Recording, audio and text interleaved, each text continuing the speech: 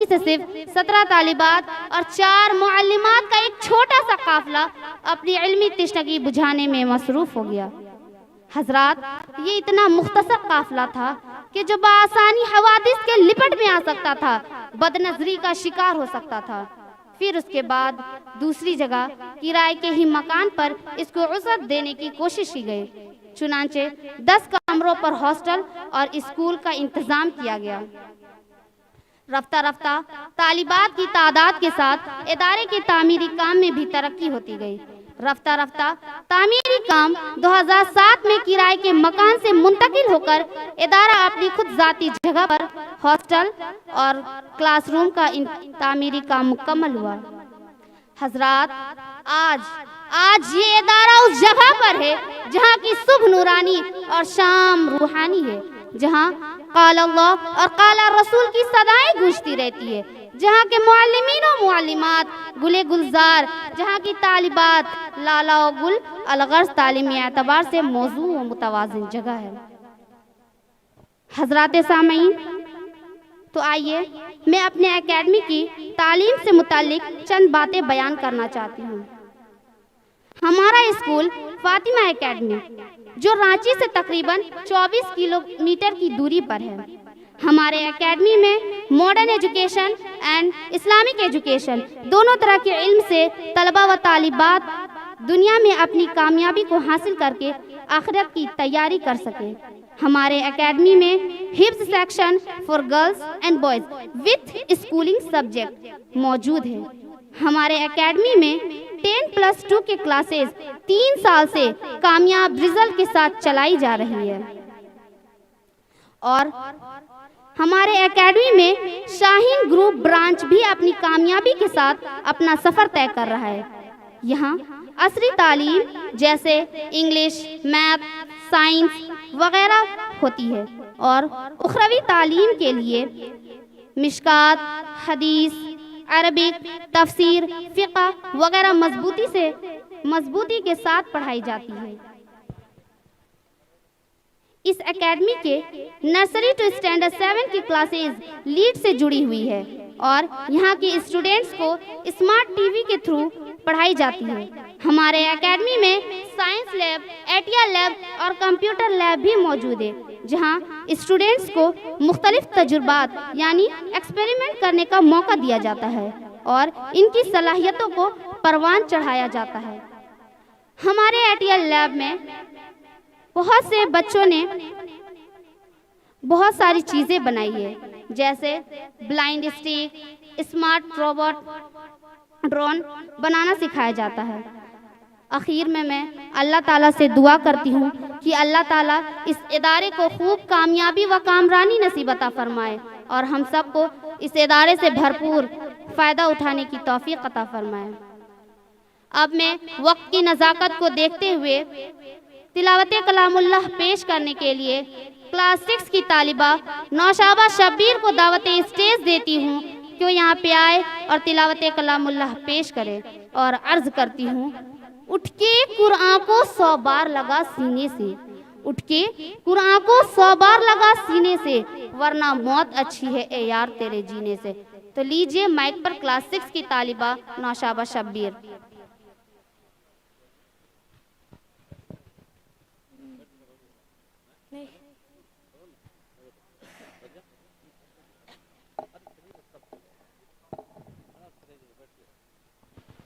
जो हजरात हमारे साउंड के सामने खड़े हैं उनसे गुजारिश है बराए करम हट जाएं, पीछे चले जाएं।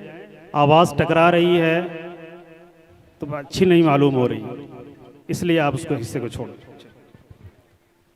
अऊज़ु बिल्लाहि मिनश शैतानिर रजीम।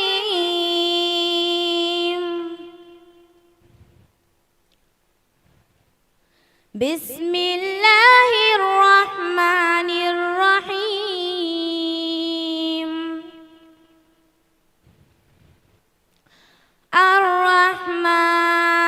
अर्रहमान अल्लमल कुरान खलक़ल इंसान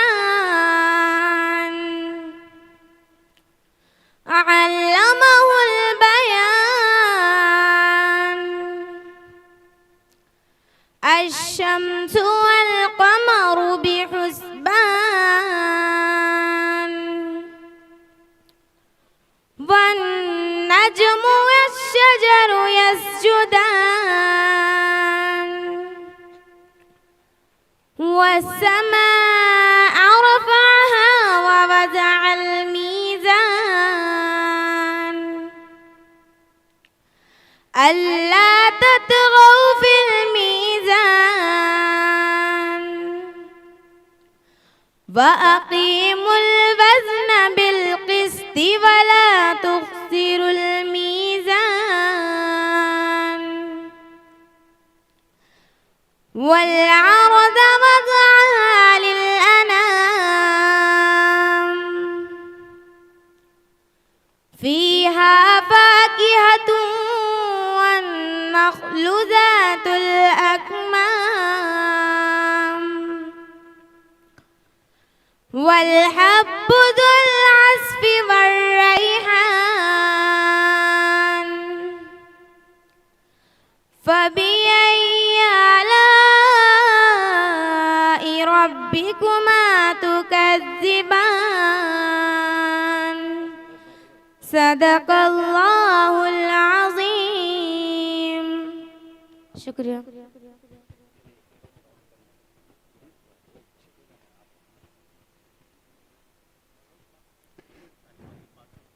माशाअल्लाह, ये तालिबा तिलावत कलामुल्लाह से हम सामईन के दिलों को मनव्वर कर रही थी।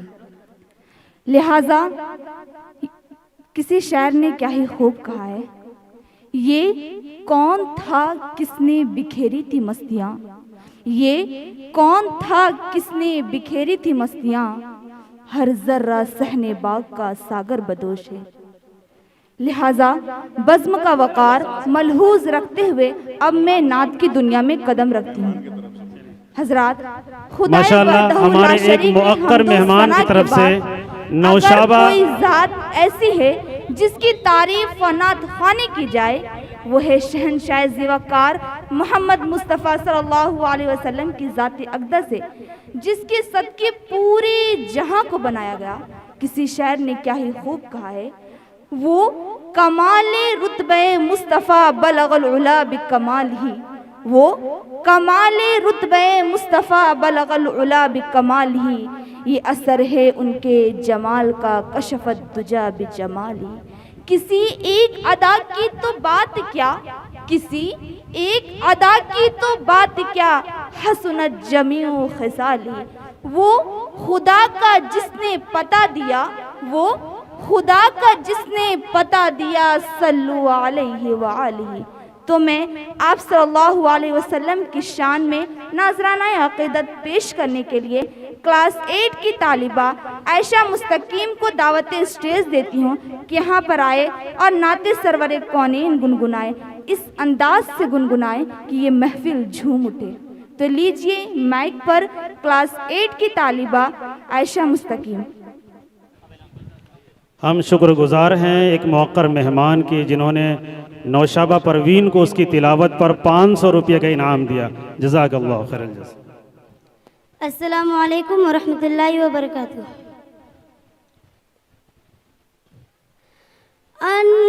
अनवार मोहम्मद से तार्श उजाला है, वो रहमत आलम है, महबूब निराला है, अनवार मोहम्मद से हर सू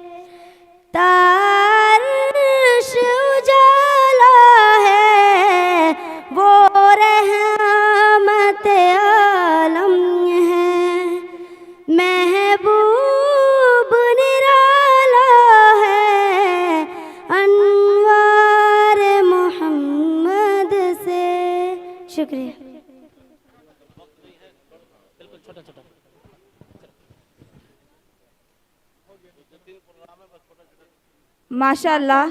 अब मैं क्लास 8 की तालिबा सिदरा तकदीस को दावत स्टेज देती हूँ कि यहाँ पर आए और प्रोग्राम पेश करें।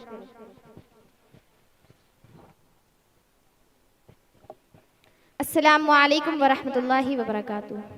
हामिदन व मुसल्लियन अम्मा बाद। जनाब सदर, उलमाए कराम और मेहमानान निज़ाम, अस्सलामु अलैकुम वरहमतुल्लाहि वबरकातुहू। मैं अपने रब्बे करीम का बेहद शुक्रगुजार हूँ कि उसने मुझे दो ऐसे इनकलाबी शख्सियात पर गुफ्तगू करने का मौका इनायत किया है जो आज हमारे बीच मौजूद हैं, जिनको आलमी सतह पर लोगों ने न सिर्फ कबूल किया बल्कि उनकी मुलाकात को खुशनसीबी और बाइसे फ़ख्र समझते हैं। मेरी मुराद हिंदुस्तान के एक अजीम इदारा जामिया इस्लामिया इशाअतुल उलूम अक्कल कुआ महाराष्ट्र के मुदीर तालीम जनाब हज़रत मौलाना हुज़ैफ़ा ग़ुलाम वस्तानवी साहब और मारूफ व मशहूर इंटरनेशनल मोटिवेशनल स्पीकर जनाब मुनव्वर जमा साहब हैं।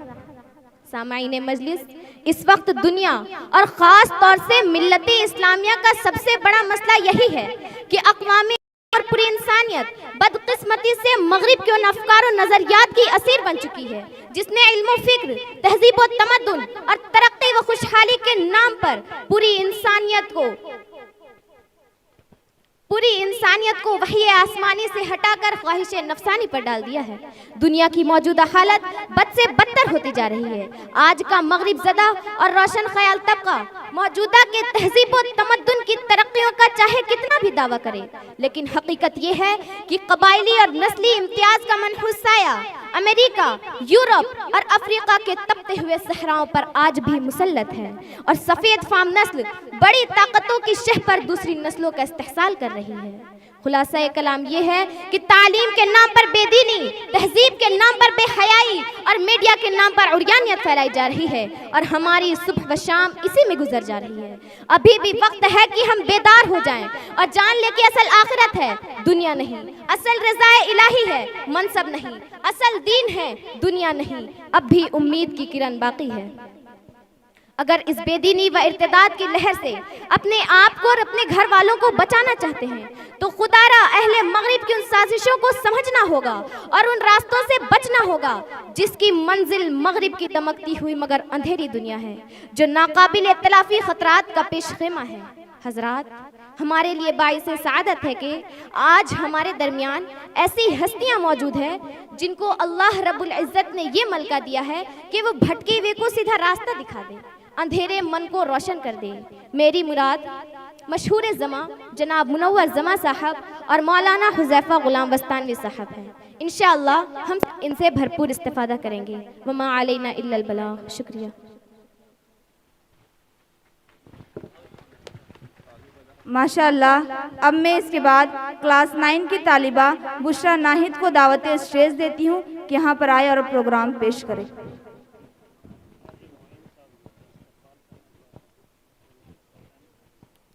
सदर जलसा, उलमाए कराम, दूर दराज से आए मेहमान निज़ाम और सामाईन बज़्म, अस्सलामु अलैकुम वरहमतुल्लाहि वबरकातुहू। औज़ु बिल्लाहि मिनश शैतानिर रजीम, बिस्मिल्लाहिर रहमानिर रहीम। इक़रा व रब्बुकल अकरम। तू पढ़, तेरा रब तेरा इकराम करेगा। ए मौजे हवादिस, उनको भी जरा दो चार थपेड़े हल्के से। ए मौजे हवादिस, उनको भी जरा दो चार थपेड़े हल्के से। कुछ लोग अभी तक साहिल से तूफान का नज़ारा करते हैं।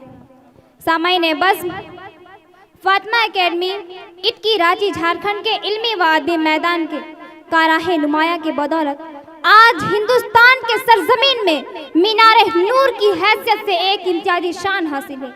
ये इदारा लिल्लाहियत व इखलास के बदौलत आज तरक्की के मनाजिल को तय कर रही है। दीनी व दुनियावी इल्म का हसीन संगम है। मैं रेगजार की दरिया दिली से वाकिफ हूँ।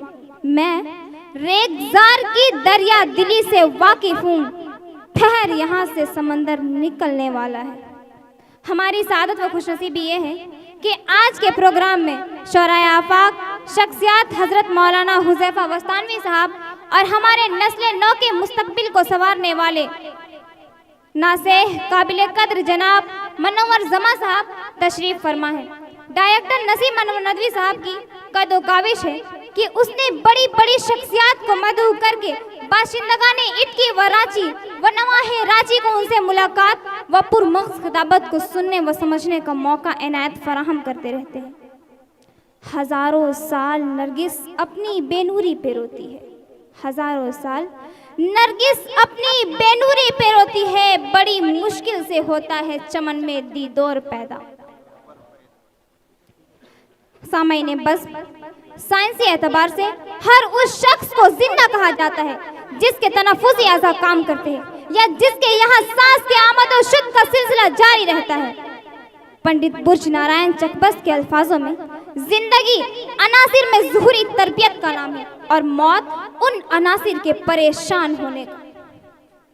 मेडिकल साइंस में जिंदा इंसान वो है जिसके दिल और दिमाग मुसलसल काम करते रहते हैं, लेकिन इखलाकी किरदार के एतबार से जिंदा इंसान वो है जिसके अंदर कुछ सिफात या कुछ खूबियां मौजूद होती हो। जिस तरह आसमान से मूसलाधार बारिश होती है और उन बारिश के कतरों में कोई एक कतरा मोती बन जाता है, जिस तरह जमीन के कान से कोई हीरा बहुत मुश्किल से बरामद होता है, उसी तरह इंसान के हुजूम में जिंदा इंसान बहुत मुश्किल से मिलता है। सामईने बस आज हम सबों की खुशनसीबी है कि हमारे बीच दो ऐसे अजीम शख्सियात मौजूद हैं जिन्होंने इन तमाम खूबियों और नेक सिफातों के हामिल हैं, जिन्होंने सैकड़ों हजारों मायूस नौजवानों को हौसला दिया और उनकी मंजिल तक पहुंचाया।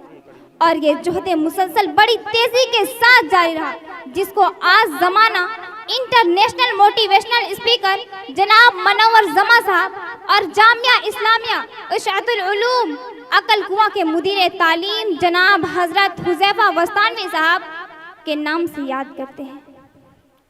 आज हम सब दिल की गहराइयों से इनकी शुक्रिया अदा करते हैं और अल्लाह रब्बुल इज्जत से दुआ करते हैं कि अल्लाह ताला आप तमाम हजरात से खूब काम ले और इनकी उम्र को दराज करे, ताकि दुनिया के कोने कोने तक इनकी मुआसिर पैगाम और इनकी आवाज़ पहुंच सके और ज़्यादा से ज़्यादा फ़ायदा उठाया जा सके। वमा अलैना इल्लल बलाग। यहाँ स्टेज के बाद जो साउंड है, बराए करम बार बार आपसे गुजारिश की जा रही है यहाँ से हट जाएं। आप जगह बहुत है, आप वहाँ कुर्सियों पर तशरीफ ले जाएं। जो ख़वातीन हमारी माएँ बहनें यहाँ पर खड़ी हैं, ऊपर के हिस्से में बहुत जगह है, आप वो सामने के बिल्डिंग में ऊपर के हिस्से में चले जाएं, बराए करम चले जाएं, इस तरह खड़े ना रहें। स्टेज बहुत अच्छी तरीके से वहाँ से नज़र आ रहा है, आप ज़रूर वहाँ तशरीफ़ ले जाएं। इस तरह खड़ा होना जगह होने के बावजूद भी बेअदबी है। चलिए अब मैं इसके बाद क्लास 8 की तालिबा बुशरा अर्श को दावत स्टेज देती हूँ कि यहाँ पर आए और अपना प्रोग्राम पेश करें, और ये हमारा प्रोग्राम का आखिरी कड़ी है। ठीक है बेटा, आप लोग अस्सलामु अलैकुम वरहमतुल्लाहि वबरकातुहू। बिस्मिल्लाहिर्रहमानिर्रहीम। नहमदुहु व नुसल्ली अला रसूलिहिल करीम, अम्मा बाद। किसी भी कौम की कामयाबी और तरक्की बगैर तालीम के मुमकिन नहीं है। यही वजह है कि मजहब इस्लाम ने तालीम और तरबियत पर ख़ास जोर दिया है और इसको सीखना ज़रूरी करार दिया है। हज़रात सामईन, कुछ सदियों पहले दीनी व दुनियावी तालीम एक ही इल्म का नाम था और इनके बीच की तफरीक की गुंजाइश ही नहीं थी। लिहाजा Fatima academy girls and boys इनकी कौम के बच्चे और बच्चियों को हर वो तालीम फराहम कराता है जो उनके लिए मुफीद साबित हो, फिर वो कुरान और हदीस की तालीम हो या असरी उलूम व फ़नून।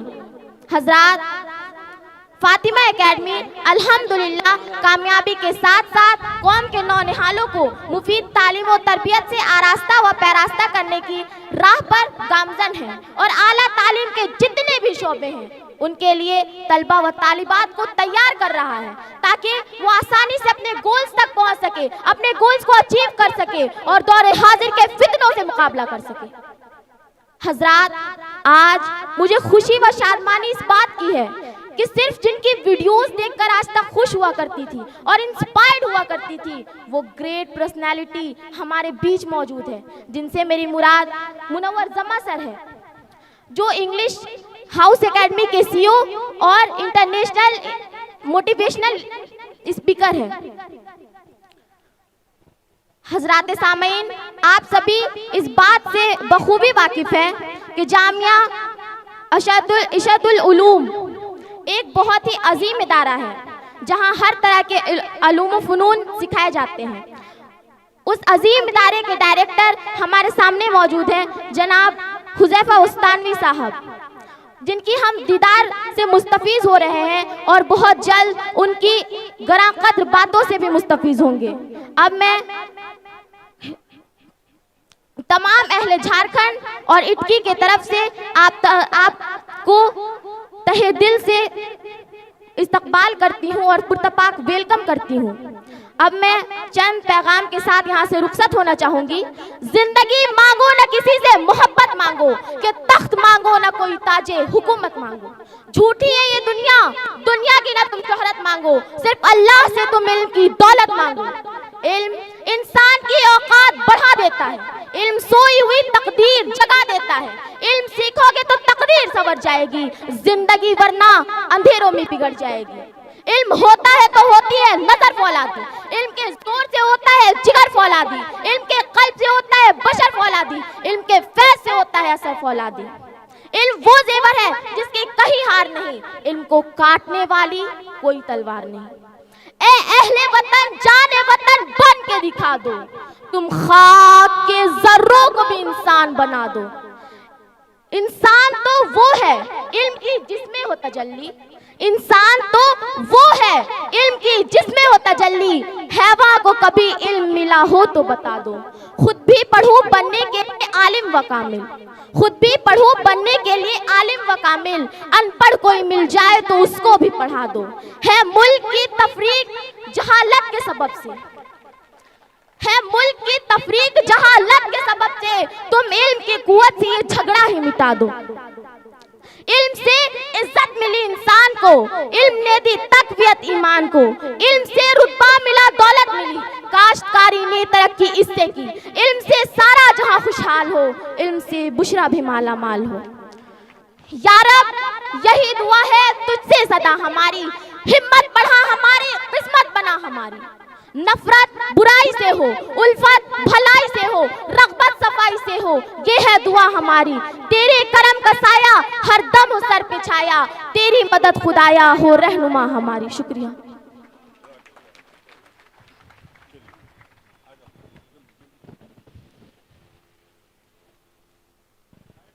जनाबे सदर, उलमाए इकराम, दूर दराज से आए हुए मेहमानाने इज़ाम, तो अब आइए बिला ताख़ीर एक अजीम इदारे की अजीम शख्सियत खादिमुल कुरान हज़रत मौलाना हुज़ैफ़ा ग़ुलाम मोहम्मद वस्तानवी साहब हफ़िज़हुल्लाह, मुदीर तालीम मदरसा इशादुल उलूम अकल कुआं, आप हजरात को खिताब फरमाएंगे, जिनकी बात सीनों में आशियाना बना लेती है, दिलों को उजागर कर देती है, एहसास को बेदार और आँखों को अश्क बार कर देती है। लिहाजा मैं बड़े ही अदब व एहतराम के साथ हज़रत मौलाना हुज़ैफ़ा ग़ुलाम मोहम्मद वस्तानी साहब से दरख्वास्त करती हूँ कि वो यहाँ तशरीफ़ लाए और अपनी दिलरुबा खिताबत से सामीन को मुस्तफ़ीज़ फरमाए। और अर्ज़ करती हूँ, क्या खूब है तेरा अंदाज़ दिलकशाना, क्या खूब है तेरा अंदाज़ दिलकशाना, तड़पा गया दिलों को तेरा वाज़ नासिहाना। तो लीजिए माइक पर हजरत।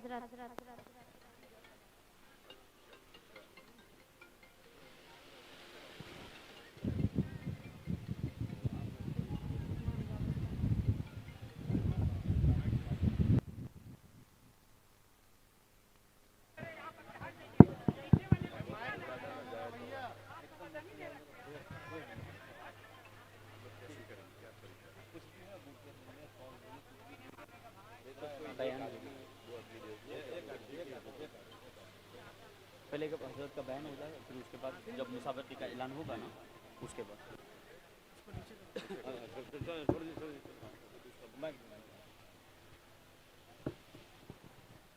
अस्सलाम वालेकुम। अब मैं अपने मेहमान को लोगों के जज्बात हैं, उनकी अकीदत है, लोग इनको सम्मानित करना चाहते हैं। कोई एक आदमी, दो आदमी आकर के आप जो अपनी अकीदत पेश करना चाहते हैं आ जाए। एक या दो लोग जो पूरे झारखंड वासियों की तरफ से, इटकी की तरफ से वो सम्मानित किया जाएगा। कोई दो आदमी आए और हजरत को सम्मानित करें।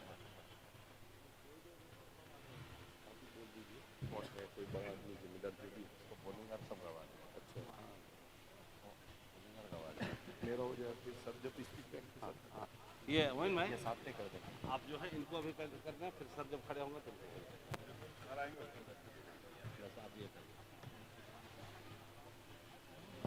पूरे इटकी वासियों और झारखंड की तरफ से हजरत अल्लामा मौलाना मुफस्सिर कुरान, खादिम कुरान जनाब मौलाना हुज़ैफ़ा साहब उस्तानवी दामत बरकातुहुल आलिया की खिदमत में ये नजराना अकीदत पेश किया जा रहा है और ये पूरे झारखंड वासियों की तरफ से, इटकी वालों की तरफ से ये किया जा रहा है। जज़ाकुमुल्लाह।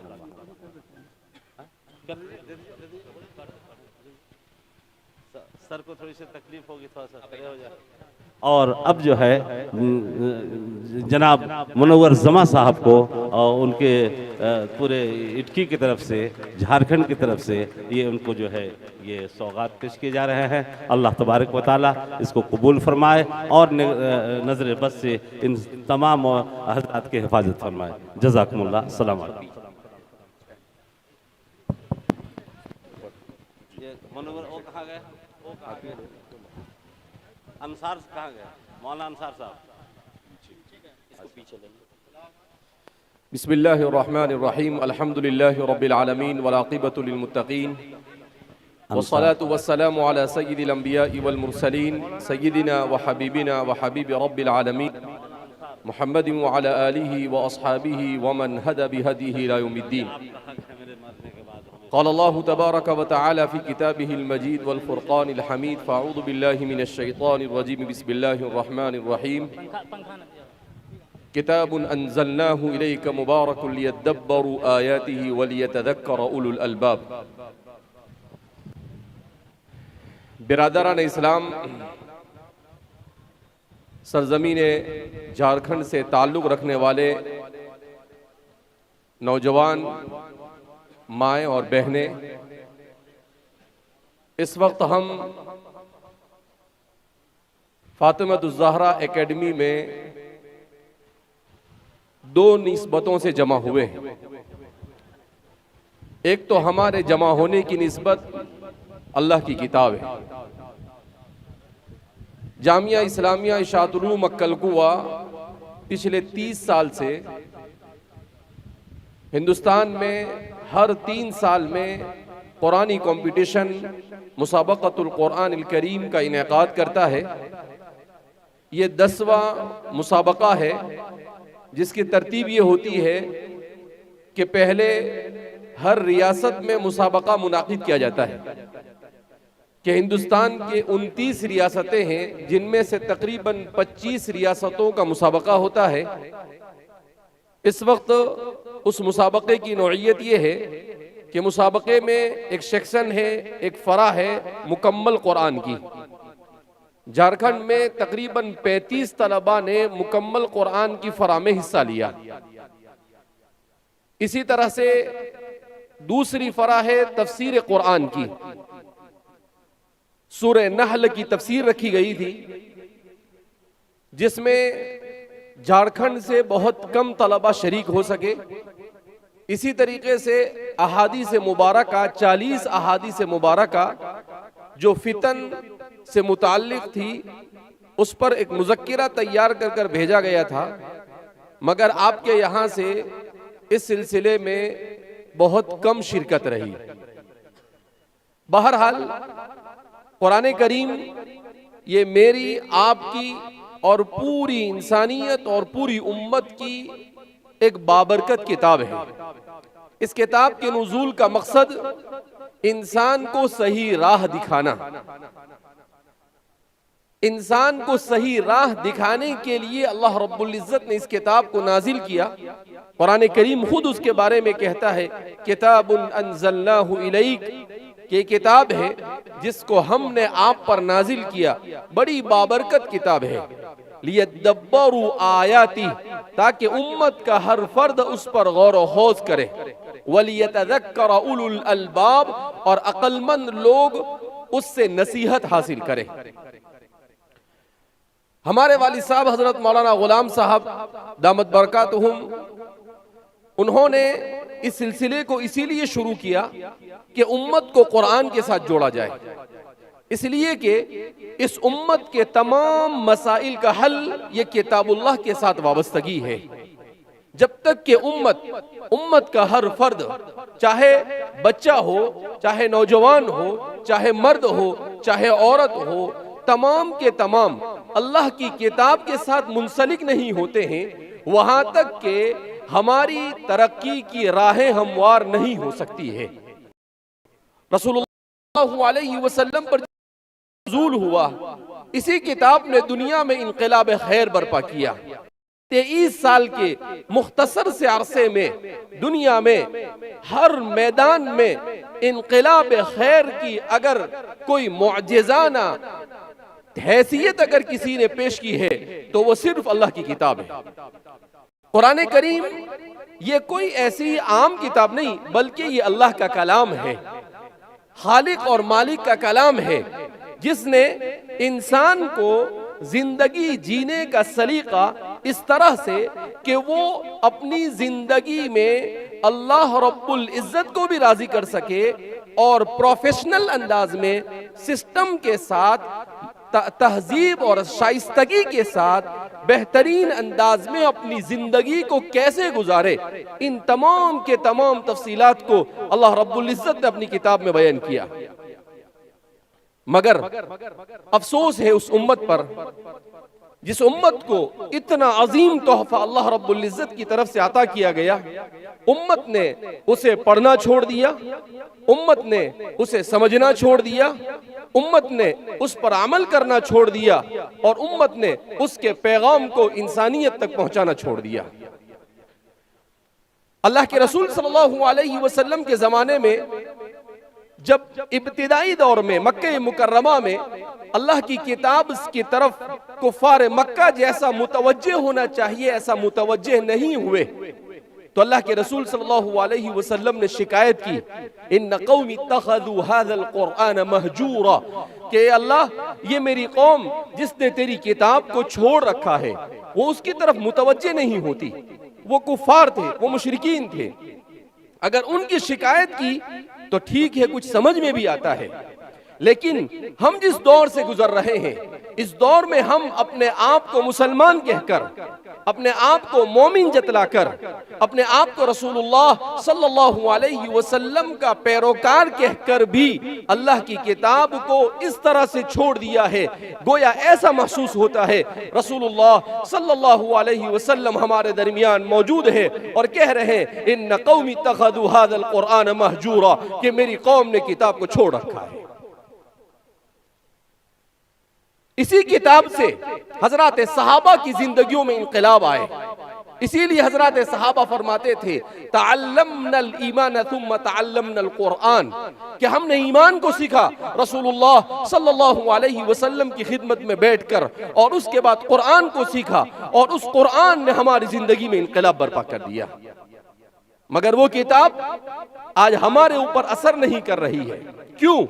इसलिए कि हमारे ज़हन और दिमाग पर दुनिया गालिब आ चुकी है। आज सूरत हाल ये है कि जो यूरोप दुनिया में पिछले 350 साल से जुल्म सितम ढा रहा था, उस यूरोप में अल्लाह की किताब को पढ़कर कसरत से लोग इस्लाम में दाखिल हो रहे हैं।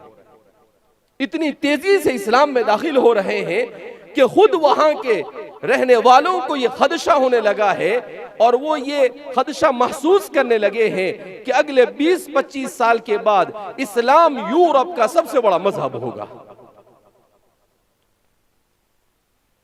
यूरोप के एक बहुत बड़े साइंसदान थे, उन्होंने ईसाई थे, उन्होंने सोचा कि मैं कुरान में कुछ गलतियां तलाश करूं और उन गलतियों को ढूंढने के बाद मैं लोगों में आम करूं और ईसाइयत की तरफ मुसलमानों को दावत दूं।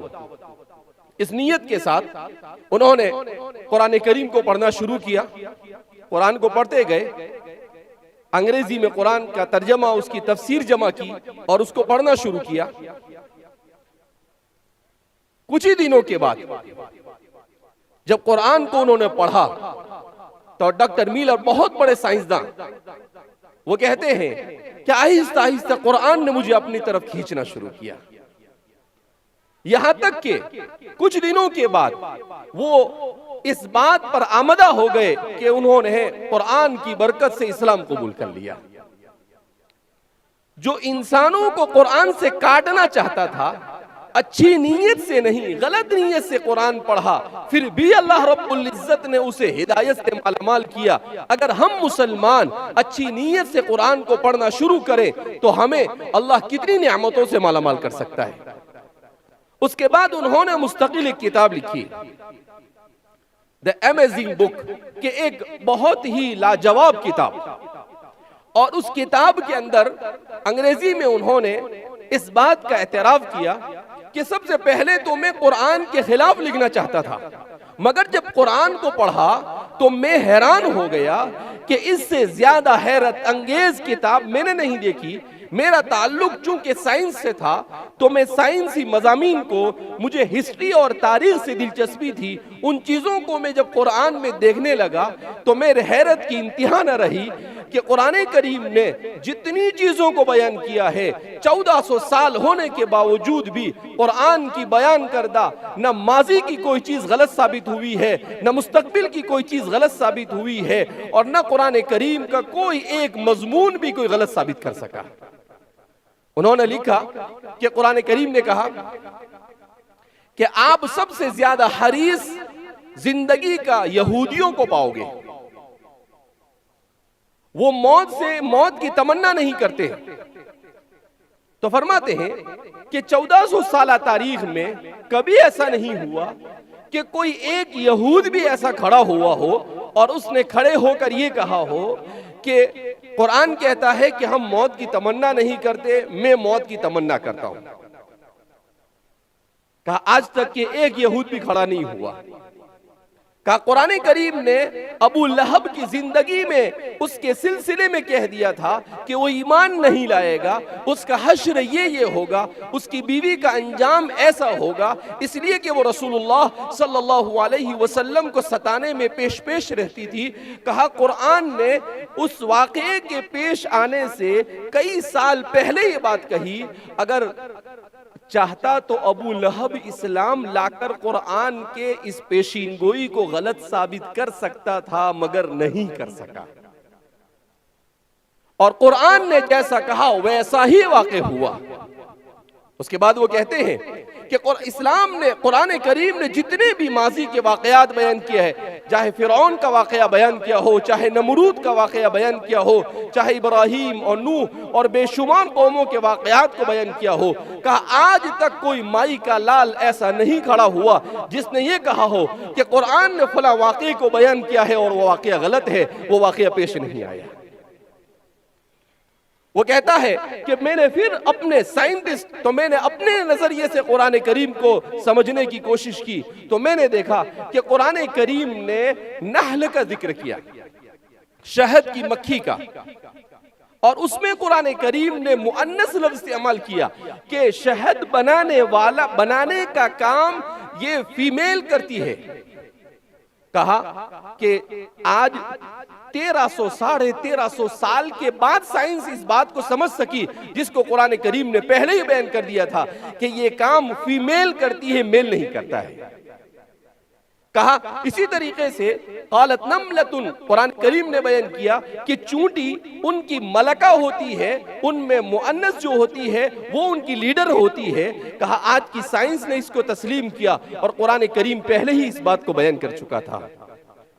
तो कहा कि मैं जैसे जैसे कुरान के मज़ामीन को पढ़ता गया, मेरी हैरानगी की इंतहा नहीं रही और मैं इस बात पर मजबूर हो गया, बल्कि मेरे दिल ने गवाही दी कि इस किताब से सच्ची किताब रूए जमीन पर कोई नहीं हो सकती है। अल-फज़्लु मा शहीदत बिहिल आदा, इसको कहते हैं कि अपना अगर तारीफ करे तो कोई बात, लेकिन अगर दुश्मन भी तारीफ करे इसका मतलब यह है कि उसकी हकीकत को वो तस्लीम कर रहा है। इसलिए मेरे भाइयों, दोस्तों और बुजुर्गों और माँ और बहनों, हमें ये अहद करना है कि हम कुरान की निस्बत पर यहाँ जमा हुए हैं, हम अल्लाह की किताब को बेहतरीन से बेहतरीन पढ़ने का पूरा पूरा अज़्म करेंगे भाई। इसलिए कि अल्लाह की इस किताब को अगर हम पढ़ते हैं तो सवाब तो मिलता ही है, उसके साथ साथ इंसान को बेशुमार बरकतें भी इस दुनिया के अंदर में हासिल होती है जिसका कोई अंदाजा नहीं लगाया जा सकता है। लिहाजा हमारे यहाँ जितने मौजूद हैं इन सबको हमें अज़्म करना चाहिए कि कम अज कम हर महीने में एक कुरान पढ़ने का हम मामूल बनाएंगे भाई। ऐसा लगता है मर्दों का इरादा नहीं है पढ़ने का, औरतें बहुत जोर से इंशाल्लाह कह रही है, मगर झारखंड के मर्द कुरान पढ़ना नहीं चाहते। अरे भाई कुरान पढ़ेंगे तो कुरान करीम को पढ़ने का, इसी तरह से कुरान को समझना, अपने बच्चों को कुरान की तालीम देना, ये मेरी और आपकी आखिरत और दुनिया दोनों को सवाब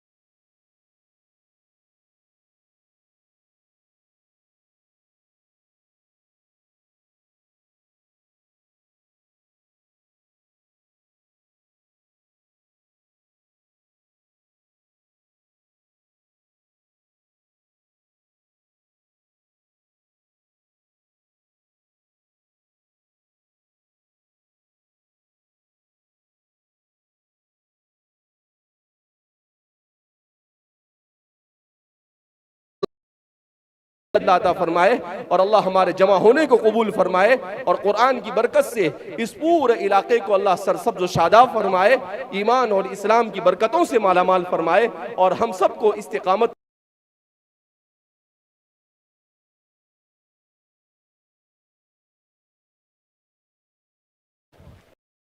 जज़ाकल्लाह। कुरान करीम की अहमियत, इफ़ादत और उसकी ज़रूरत पर बहुत ही अहम गुफ्तगू फरमा रहे थे। अल्लाह रब्बुल इज़्ज़त हम सबको अमल की तौफीक नसीब फरमाए।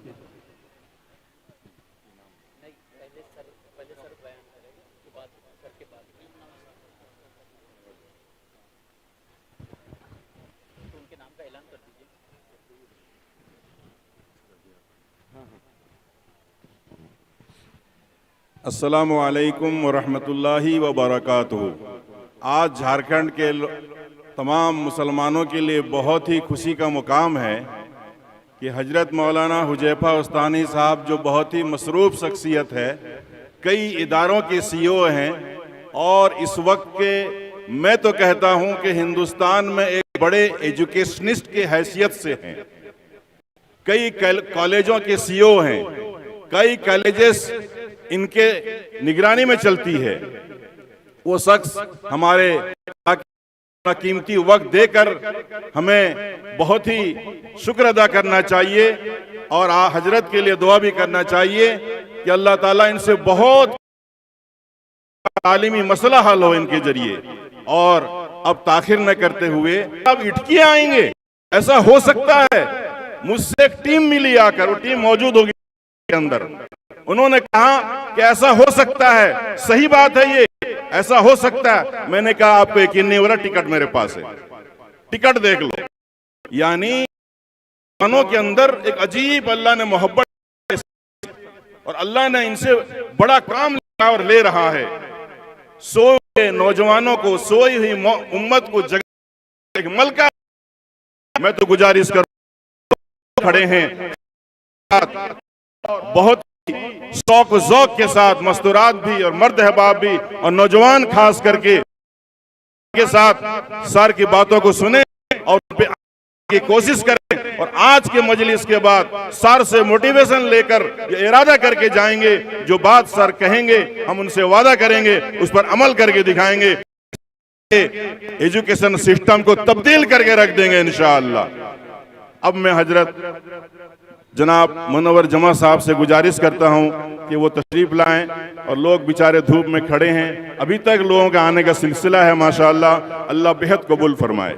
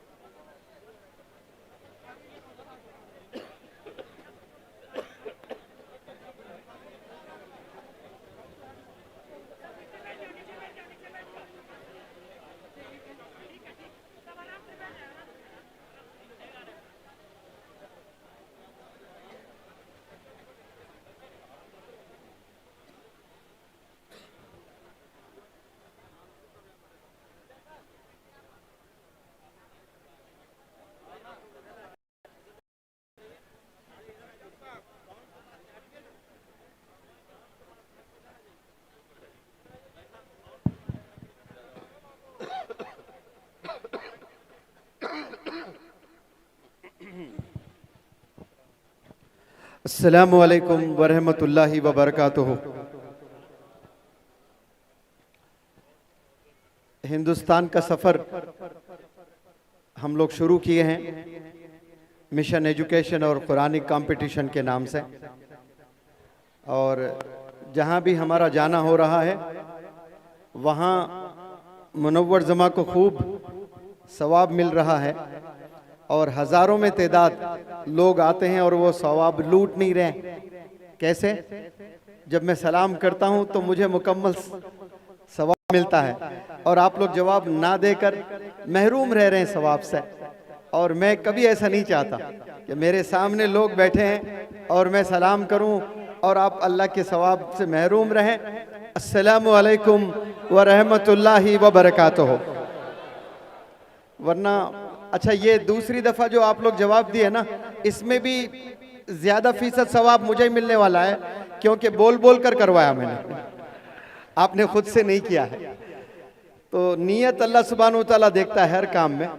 वो जो खुद से करता है उसको अल्लाह का पूरा सवाब मिलता है, जो करवाता है तो उसका इन्वॉल्वमेंट नहीं होता है ना।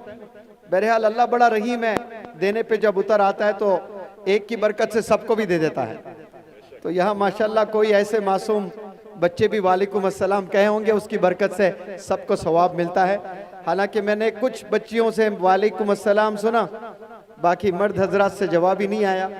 वो शायद मोटिवेशन हज़रत मौलाना हुज़ैफ़ा साहब वस्तानवी से मिला है, क्योंकि कुरान पे आप लेक्चर देते हुए बता रहे थे कि ये अल्लाह की किताब कहती है कि चींटी जो चूंटी होती है उसमें लीडर फीमेल होती है, और जो शहद बनाने वाली मक्खी होती है वो भी लीडर फीमेल होती है। तो ऐसा लगता है कि झारखंड में लीडरशिप फीमेल्स उठाने वाले हैं और मेल्स जी हुजूर करते हुए फीमेल्स के पीछे गुजरते रहेंगे। बहरहाल ये कामयाबी या लीडरशिप उन्हें ही मैसर होती है जो मेहनत करते हैं, और उस मेहनत में इखलास अगर हो तो फिर अल्लाह की मदद भी आती है। बहरहाल मैं अल्लाह सुब्हानहू तआला का बेपनाह शुक्रगुजार हूँ कि अल्लाह सुब्हानहू तआला ने मुझे इंग्लिश टीचर भी बनवाया और मोटिवेशनल स्पीकर भी बनाया माशाअल्लाह। और सोशल मीडिया के ज़रिए से, यूट्यूब के ज़रिए से, फेसबुक और व्हाट्सएप के ज़रिए से, ये अल्लाह का करम है कि अल्लाह ने मेरे जज्बात को सिर्फ हिंदुस्तान में नहीं बल्कि कई सारे देश में ये मैसेज को पहुंचाया है अल्लाह सुब्हानहू तआला ने। लेकिन ये करम मौलाना हुज़ैफ़ा साहब वस्तानवी साहब का भी है कि आपने मुझे रूबरू होकर बहुत से हिंदुस्तान के नौजवान बच्चे बच्चियों को कलाम करने का मौका आपने मुझे दिया है। मैं इस प्लेटफॉर्म से आपका भी शुक्रिया अदा करता हूँ। वरना मुझे अक्सर बहुत से लोग यूट्यूब पर, व्हाट्सएप चैनल पर, फेसबुक पर ही सुना करते थे, लेकिन आपके साथ जब से मैं जुड़ा हूँ मैं समझता हूँ कि लाखों का मजमा माशाअल्लाह उन्हें एड्रेस करने का अल्लाह ने मुझे मौका दिया है। और यहाँ बिलखुसूस इटकी और झारखंड में ये मेरा पहला विजिट है। झारखंड आया मैं, लेकिन मैंने लेक्चर देने का मौका नहीं मिला था। तो इस स्टेट का ये मेरा मैं कोशिश करता हूँ कि मेरे पूरे जज्बात आप तक मैं पहुँचाऊँ। और ये फातिमा एकेडमी के रूह रवां शकील साहब जो उड़ीसा से आकर यहाँ माशाअल्लाह ये प्रोग्राम ऑर्गेनाइज किए हैं, आप लोग तमाम जितने तलबा है और जितने भी लोग ऑडियंस में बैठे हैं, खड़े हैं, धूप में, छाँव में, बालकनी में, यहाँ वहाँ जो दिख रहे हैं, जो नहीं दिख रहे हैं, उन सब को जमा का सलाम मैं वेलकम करता हूँ इस प्रोग्राम को। और आप लोगों ने एक आवाज़ पर माशाअल्लाह 3-4 दिन कबल किसी को नहीं पता था यहाँ प्रोग्राम, और सब जमा हुए हैं माशाअल्लाह। जैसे मौलाना हुज़ैफ़ा साहब वस्तानवी एम्फसिस कर रहे थे कि कुरान का सीखना कितना ज़रूरी है, उस पर मैं कुछ रोशनी डालकर फिर मेरे टॉपिक पर मैं आता हूँ इंशाअल्लाह। एक लड़का जब पैदा होता है तो बाप उसको चलना सिखाता है, उसको अपनी मादरी जुबान बोलना सिखाता है, उसको साइकिल चलाना सिखाता है, उसको स्कूटर चलाना सिखाता है, उसको स्विमिंग सिखाता है, उसको स्कूल भेजकर A+B² का फार्मूला सिखाता है। उसको और मज़ीद ज़ुबानें इंग्लिश, हिंदी, उर्दू और मज़ीद ज़ुबानें, कंप्यूटर, क्या क्या न जाने चीज़ें एक वालिद अपनी ज़िम्मेदारी को पूरी निभाते हुए ये तमाम चीज़ें सिखाने की भरपूर कोशिश करता है। लेकिन इन ज़िम्मेदारियों में जो असल चीज़ सिखाना होता है वो अल्लाह की किताब कुरान मजीद, उस पर बहुत से वालिदैन नाकाम हैं, वहाँ फेल हो चुके हैं। तो ये बहुत ज़बरदस्त प्लेटफॉर्म है जो कुरानी कंपटीशन इशातुल उलूम मक्कल कुआं की जानिब से ये होते जा रहा है। हर 3 साल होता है हिंदुस्तान में, और माशाल्लाह कोरोना की वजह से 1-2 साल नहीं हो पाया, उसके बाद फिर से शुरू हुआ है और मुझे उम्मीद है और आने वाला इससे बेहतर होगा और फिर आने वाले और इससे बेहतर होते जाएंगे इंशाअल्लाह।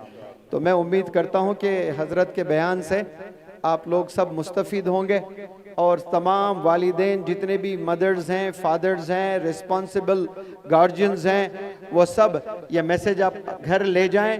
ये ज़िम्मेदारी से आप अपने बच्चों को, अपने भाइयों को, अपने बहनों को अल्लाह की किताब से इंट्रोड्यूस करें और उसको पढ़ना समझना दो भी आसान करें अपने बच्चों को। यहाँ जितने तलबा है माशाअल्लाह, मुझे इस स्कूल में आकर, इस गांव में आकर बच्चों के परफॉर्मेंसेस को देखकर बेहद खुशी हुई है। उनके कॉन्फिडेंस को, उनकी उर्दू ज़ुबान को सुनकर, उर्दू ज़ुबान में फिर जो तलफ़्फ़ुज़ है, प्रोनंसिएशन को सुनकर मुझे बहुत मज़ा आया, मुझे बहुत अच्छा लगा। इससे ये मैसेज मिलता है कि जितने भी बच्चियां यहाँ परफॉर्म की हैं वो और मज़ीद बच्चियों में भी वो हुनर है, लेकिन वो लोगों ने पहचाना नहीं है उस हुनर को, और मज़ीद बच्चों में भी वो हुनर है। अफसोस के वो लोगों ने अपने उस हुनर को, अपने उस टैलेंट को कभी रियलाइज़ नहीं किया, कभी पहचान नहीं पाया कि उनमें वो हुनर है। ऐसा बहुत से बच्चों में वो हुनर है माशाअल्लाह। तो जितने भी स्टेज पर कुरान की बड़ी बेहतरीन अंदाज में तिलावत किए और वहाँ से जितने भी स्पीचेस दिए हैं, उन तमाम स्टूडेंट्स को मेरी तरफ से 1-1 हज़ार रुपये इनाम मिलेगा इंशाअल्लाह। क्योंकि आपकी उम्र में जब मैं पढ़ाई करता था तो स्टेज पर खड़े होना बहुत दूर, कभी तसव्वुर में भी नहीं, हम लोग सोचे भी नहीं कि हम स्टेज पर खड़े होकर 2 लफ्ज़ भी बोल सकते हैं माशाअल्लाह। लेकिन यहाँ देखिए बच्चियाँ आकर हज़ारों तादाद में आए, इतने लोगों के सामने खड़े होकर बहुत कॉन्फिडेंस का मुजाहरा आप लोगों ने किया है। तो मुझे यहाँ बहुत से तलबा नज़र आते हैं, तो मैं पहले तलबा को एड्रेस करने की कोशिश करता हूँ, वक्त अगर मिले तो फिर पेरेंट्स पे बात करूँ, क्योंकि बहुत से बॉयज़ एंड गर्ल्स यहाँ पर बैठे हुए हैं। मैं आपके इल्म में एक बात ले आना चाहता हूँ, बहुत गौर से आप सब सुनने की कोशिश करें। माने कि हर जो चीज़ इस दुनिया में है, कुछ देर के लिए आप उसको स्कूल समझें। अपने घर में जो किचन है, उस किचन को आप स्कूल समझे कुछ देर के लिए। क्या समझना है आपने? आपके घर में जो किचन है वो क्या है? स्कूल है। बहुत उम्दा, वेरी गुड। आप सब मुझे सुन रहे हैं माशाअल्लाह। और आपके जो अब्बू ऑफिस जाते हैं, वो ऑफिस नहीं है, वो भी स्कूल है। क्या है वो? स्कूल है। और जिस ऑटो में बैठकर आप स्कूल जाते हैं, जो बस में बैठकर आप स्कूल जाते हैं, जो रिक्शे में बैठकर आप स्कूल जाते हो, और वो ऑटो भी स्कूल समझना आपने, वो रिक्शा भी स्कूल समझना आपने, वो बस भी स्कूल समझना आपने। Is that clear? बात समझ आई सब लोग को? हाँ जी। अब मेरे कुछ सवालात हैं, बड़े गौर से सुनने की कोशिश करें। आपकी अम्मी किचन में जा रही है, कहाँ जा रही है? नहीं, स्कूल में जा रही है बोलना आपने। मैंने आपसे कहा कि आपके घर के किचन को स्कूल समझें आप लोग। तो आपकी अम्मी किचन में जाती है खाना बनाने के लिए रोजाना, यस और नो? आप मेरे साथ हैं सब? जवाब दें फिर अगर हो तो। आपकी अम्मी रोजाना किचन में जाती हैं खाना बनाने के लिए। अगर किचन में जाकर खाना बनाना छोड़ दिया आपकी अम्मी ने, खाना नहीं बना रही है, किचन में जा रही है, बैठ रही है, और सुबह वालिद भी ऑफिस भूखे जा रहे हैं, बच्चे भी ऑफिस भूखे जा रहे हैं। एक दिन ऐसा ही हुआ, और शाम में बच्चे स्कूल से लौटे और रात में भी खाना नहीं बना रही है, और हस्बैंड भी भूखे पेट सो रहा है, बच्चे भी भूखे पेट सो रहा है। ऐसा 1 दिन हुआ है, 2 दिन हुआ है, 3 दिन हुआ है, 4 दिन हुआ है, 5 दिन हुआ है। उसके बाद क्या होने वाला है? अब बताएं क्या हो सकता है उसके बाद? अब्बू दूसरी शादी कर लेंगे। क्या करेंगे? दूसरी शादी करेंगे। अरे भाई मैंने तो आपसे शादी इसलिए की ताकि आप हमारी खिदमत करें, हमारी बच्चों की खिदमत करें, बच्चों को अच्छा खाना खिलाएं, न्यूट्रिशियस खाना बनाएं, गरम गरम खाना खिलाएं, लंच बनाकर दें स्कूल में, फिर जब वापस आए कुछ आप उसको खिलाएं, कुछ पिलाएं। आप तो कुछ कर ही नहीं रहे। लेकिन क्या आपकी अम्मी रोजाना किचन में जो जाती है, कुछ देर के लिए आप स्कूल समझें, वो सब काम किचन में अम्मियां कर रही हैं कि नहीं कर रही हैं?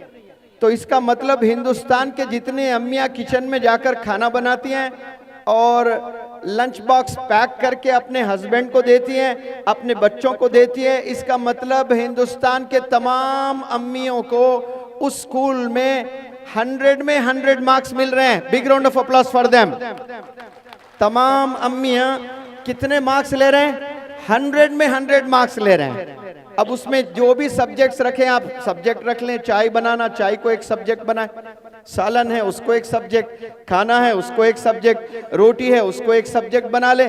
तो तमाम सब्जेक्ट्स में आपकी अम्मी 100 में 100 अचीव कर रही हैं। बिल्कुल उसी तरह आपके अब्बू ऑफिस जाते हैं और ऑफिस के कुर्सी पर बैठते हैं, कोई फाइल नहीं खोलते हैं, कोई काम नहीं करते हैं। कोई भी बंदा काम के लिए आकर बैंक में काम करता है, पूछता है ये पैसे डिपॉजिट करे, पैसे लेकर बराबर रख रहे हैं, डिपॉजिट नहीं कर रहे हैं। 1 दिन होगा, 2 दिन होगा, 3 दिन होगा, उसके बाद क्या होगा? तखलिया कर दिया जाएगा, उसको फायर कर दिया जाएगा, उसको नौकरी से निकाल दिया जाएगा।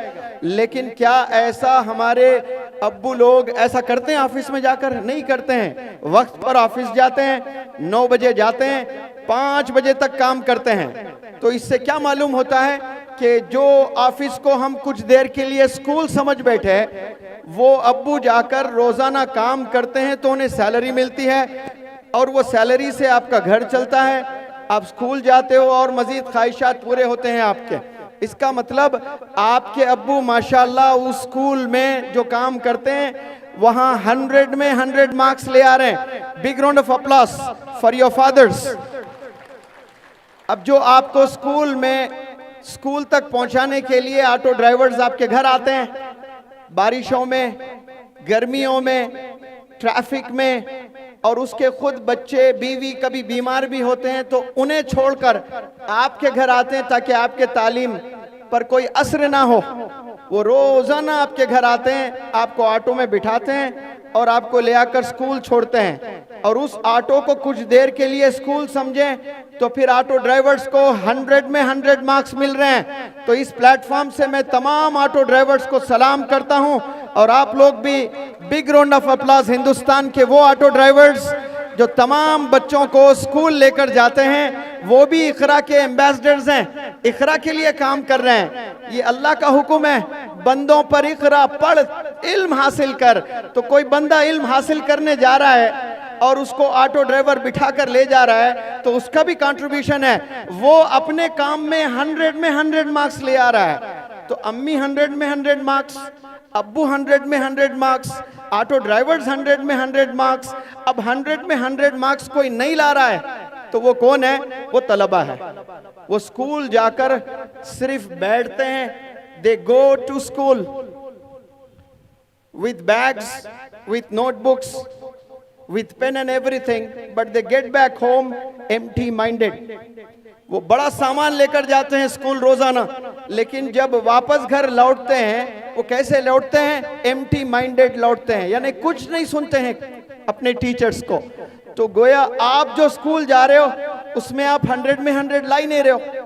बमुश्किल क्लास में 5 बच्चे ले आते हैं, 2 बच्चे ले आते हैं और सारे अम्मियां 100 ले आ रहे हैं, सारे अब्बू 100 ले आ रहे हैं, सारे ऑटो ड्राइवर्स 100 ले आ रहे हैं। अपने काम को जस्टिस दे रहे हैं, इंसाफ कर रहे हैं अपने काम से, और इंसाफ कोई नहीं कर रहे हैं तो वो स्कूल और कॉलेज के तलबा नहीं कर रहे हैं। तो मैं ये एग्जाम्पल्स देकर आपके दिलों तक क्यों ऐसा आप लोग कर रहे हो? आप मेहनत करते हुए नजर नहीं आती है? क्या आपको अपने अब्बू मेहनत करते हुए नजर नहीं आते हैं? क्या आपको ऑटो ड्राइवर्स मेहनत करते हुए नजर नहीं आ रहे हैं? ये सब लोग 100% अपने एफर्ट्स लगा रहे हैं और कामयाब हो रहे हैं। और कामयाब कोई नहीं हो रहे हैं तो वो स्कूल के तलबा नहीं हो रहे हैं। सेकेंड स्टैंडर्ड में अगर कोई अल्लाह का बंदा मैथमेटिक्स में फेल होता है तो वो जहन में ये बात बिठा लेता है कि maths is a very tough subject. वो थर्ड में भी वही हाल होता है, फोर्थ में भी वही हाल होता है, फिफ्थ में भी वही हाल होता है, और 10th में जाकर जब वो इम्तिहान लिखता है तो फेल हो जाता है। अब आप बताइए, फेल होने के लिए क्या किसी बंदे को 10 साल स्कूल जाने की जरूरत है? आंसर दे मुझे। आपने 10th का इम्तिहान लिख रहे हो और 2-3 सब्जेक्ट्स आप फेल हो रहे हो, तो फेल होने के लिए क्या आपको 10 से 12 साल स्कूल जाने की जरूरत है? आप घर में बैठकर भी फेल हो सकते हैं। स्कूल में दाखिला ही ना लें, आप एडमिशन ही ना लें, सीधे जाएं इम्तिहान में बैठें, एग्जाम हॉल में लिखें, फेल हो जाओगे। लेकिन यहाँ 12 साल जाकर आप फेल हो रहे हो। अजीब। आप कुछ भी काम करें, हर काम सीख सकते हो। 2 महीने में आप बहुत सारी चीजें आपको मालूम हो जाएगी। हर एक चीज में काम करें। स्विमिंग किसी को नहीं आती है, यहाँ बहुत से बच्चियों को स्विमिंग नहीं आती है। अगर स्विमिंग पूल आपको मिल जावे और 2 महीना रोज आप प्रैक्टिस कर लें तो आप बेहतरीन स्विमर बन जाएंगे, आपको स्विमिंग आ जाएगा। यहाँ जितने बंदे मुझे सुन रहे हैं जिन्हें स्विमिंग नहीं आती है, वो बमुश्किल 1 हफ्ता, 15 दिन, 1 महीना आप अगर स्विमिंग पूल में उतरोगे, हाथ पैर हिलाओगे तो तैरना सीख जाओगे। बिल्कुल इसी तरह जिन्हें स्कूटर चलाना नहीं आता है, वो 1 बार गिरेंगे, 2 बार गिरेंगे, 4 बार गिरेंगे, 10 बार गिरेंगे, फिर उसके बाद स्कूटर आसानी से चला लेते हैं। हर बंदा मोबाइल फोन चलाना सीखा है। वो कोई स्कूल में पढ़ाया नहीं जाता है, कॉलेज में नहीं पढ़ाया जाता है, यूनिवर्सिटी में नहीं पढ़ाया जाता है कि इंस्टाग्राम को कैसे चलाया जाए। ये कोई पीरियड होता है स्कूल में? टीचर बताते हैं, लेकिन छोटे से बच्चे 4 साल 5 साल के बच्चों को भी पता चल गया कि इंस्टाग्राम को कैसे चलाया जाता है, यूट्यूब को कैसे चलाया जाता है। जब बंदा इन्वॉल्व हो जाता है सीखने में तो उसको बहुत से चीजें आसान हो जाता है सीखना। इसी तरह मैं आपको अपील करना चाहता हूं कि आप लोग जो वक्त बिता रहे हो, जो 10 साल 12 साल स्कूल जाकर, ये अपने जिंदगी का बहुत अहम वक्त होता है। और बिलखुसूस जब बच्चे 7th स्टैंडर्ड में चले जाते हैं और टीनेज में जाते हैं, और टीनेज सबको पता है 13 से शुरू होकर 19 पर खत्म होता है। तो ये जो 7-8 साल का फेज होता है, फेस नहीं कह रहा हूं मैं, फेज PHASE, ये जो फेज होता है 7-8 साल का, इसको गोल्डन पीरियड कहा जाता है एजुकेशन लाइन में। इसी में बनते भी हैं बच्चे, बिगड़ते भी हैं। लेकिन रिसर्च कहता है 80% से ज्यादा स्कूल गोइंग बच्चे बिगड़ जा रहे हैं, और बमुश्किल 10 से 20% बच्चे अपने करियर संवारने में कामयाब हो रहे हैं। और फेल कितने हो रहे हैं? 80% फेल हो जा रहे हैं। मेरी मुराद, मेरा कहना, फेल का मतलब आप एग्जाम में पास हुए हैं, 60% 70% सब्जेक्ट पे कुछ नॉलेज नहीं है, वो भी मेरे नजदीक फेल के बराबर है। और कामयाब का मतलब क्या है? सब्जेक्ट पर कमांड हासिल होना। सिर्फ मार्क्स ले आकर खुश होना, सेलिब्रेट करने को कामयाबी नहीं कहते हैं भाई। सब्जेक्ट पर कमांड हासिल होना है। अब जब गाड़ी चलाना सीखते हो आप, तो पहले मैदान में सीखते हो या गलियों में सीखते हो, लेकिन आपके दिल को पता होता है, आप इत्मीनान बख्श नहीं रहते कि मैं सड़कों में जब तक ना चलाऊं, मैं जब तक एक अच्छा राइडर नहीं कहला हो जाऊंगा। मैं बाजार में जहां बहुत ट्रैफिक होती है, अगर वहां चला लूं मैं, तो अपने आप को आप शाबाशी देंगे और सेटिस्फैक्शन आपको एक मिलेगा कि हाँ, मुझे इतनी बड़ी ट्रैफिक में मुझे चलाने आ रहा है। बिल्कुल उसी तरह आप ग्राउंड में तो चला रहे, लेकिन बाजारों में ट्रैफिक में आपको कार चलाने नहीं आ रहा है, 2 व्हीलर चलाने नहीं आ रहा है। बिल्कुल इसी तरह 10th पास तो हो गए, 12th पास तो हो गए, ग्रेजुएशन आपने पास तो कर लिया है, लेकिन आपके पास में नॉलेज नहीं है, आप सब कुछ भुला बैठे हैं। और बोलने के हुनर नहीं है, आपको कम्युनिकेशन स्किल्स आपके पास में नहीं है, तो दुनिया के नज़दीक गोया आप कुछ नहीं है। आपसे कई गुना अच्छे तो वो लेबर है जो कभी स्कूल का चेहरा नहीं देखे, लेकिन 30-30 हज़ार रुपये कमाने का हुनर रखते हैं माशाल्लाह। वो 30-30 हज़ार रुपये कमा रहे हैं। लेकिन यहाँ MBA भी कर लिए हैं बच्चे, बहुत इंजीनियरिंग भी कर लिए, कामयाब भी हुए हैं, लेकिन उन्हें 2 मिनट अंग्रेजी में गुफ्तगू करना नहीं आता है, 2 मिनट बात नहीं कर सकते हैं। मौलाना कभी स्कूल जाना ही नहीं हुआ मौलाना का, लेकिन अभी मैं आ रहा हूँ, एक तमिलनाडु से कोई फ़ोन किए और मौलाना 5 से 10 मिनट अंग्रेजी में बात किया उनसे।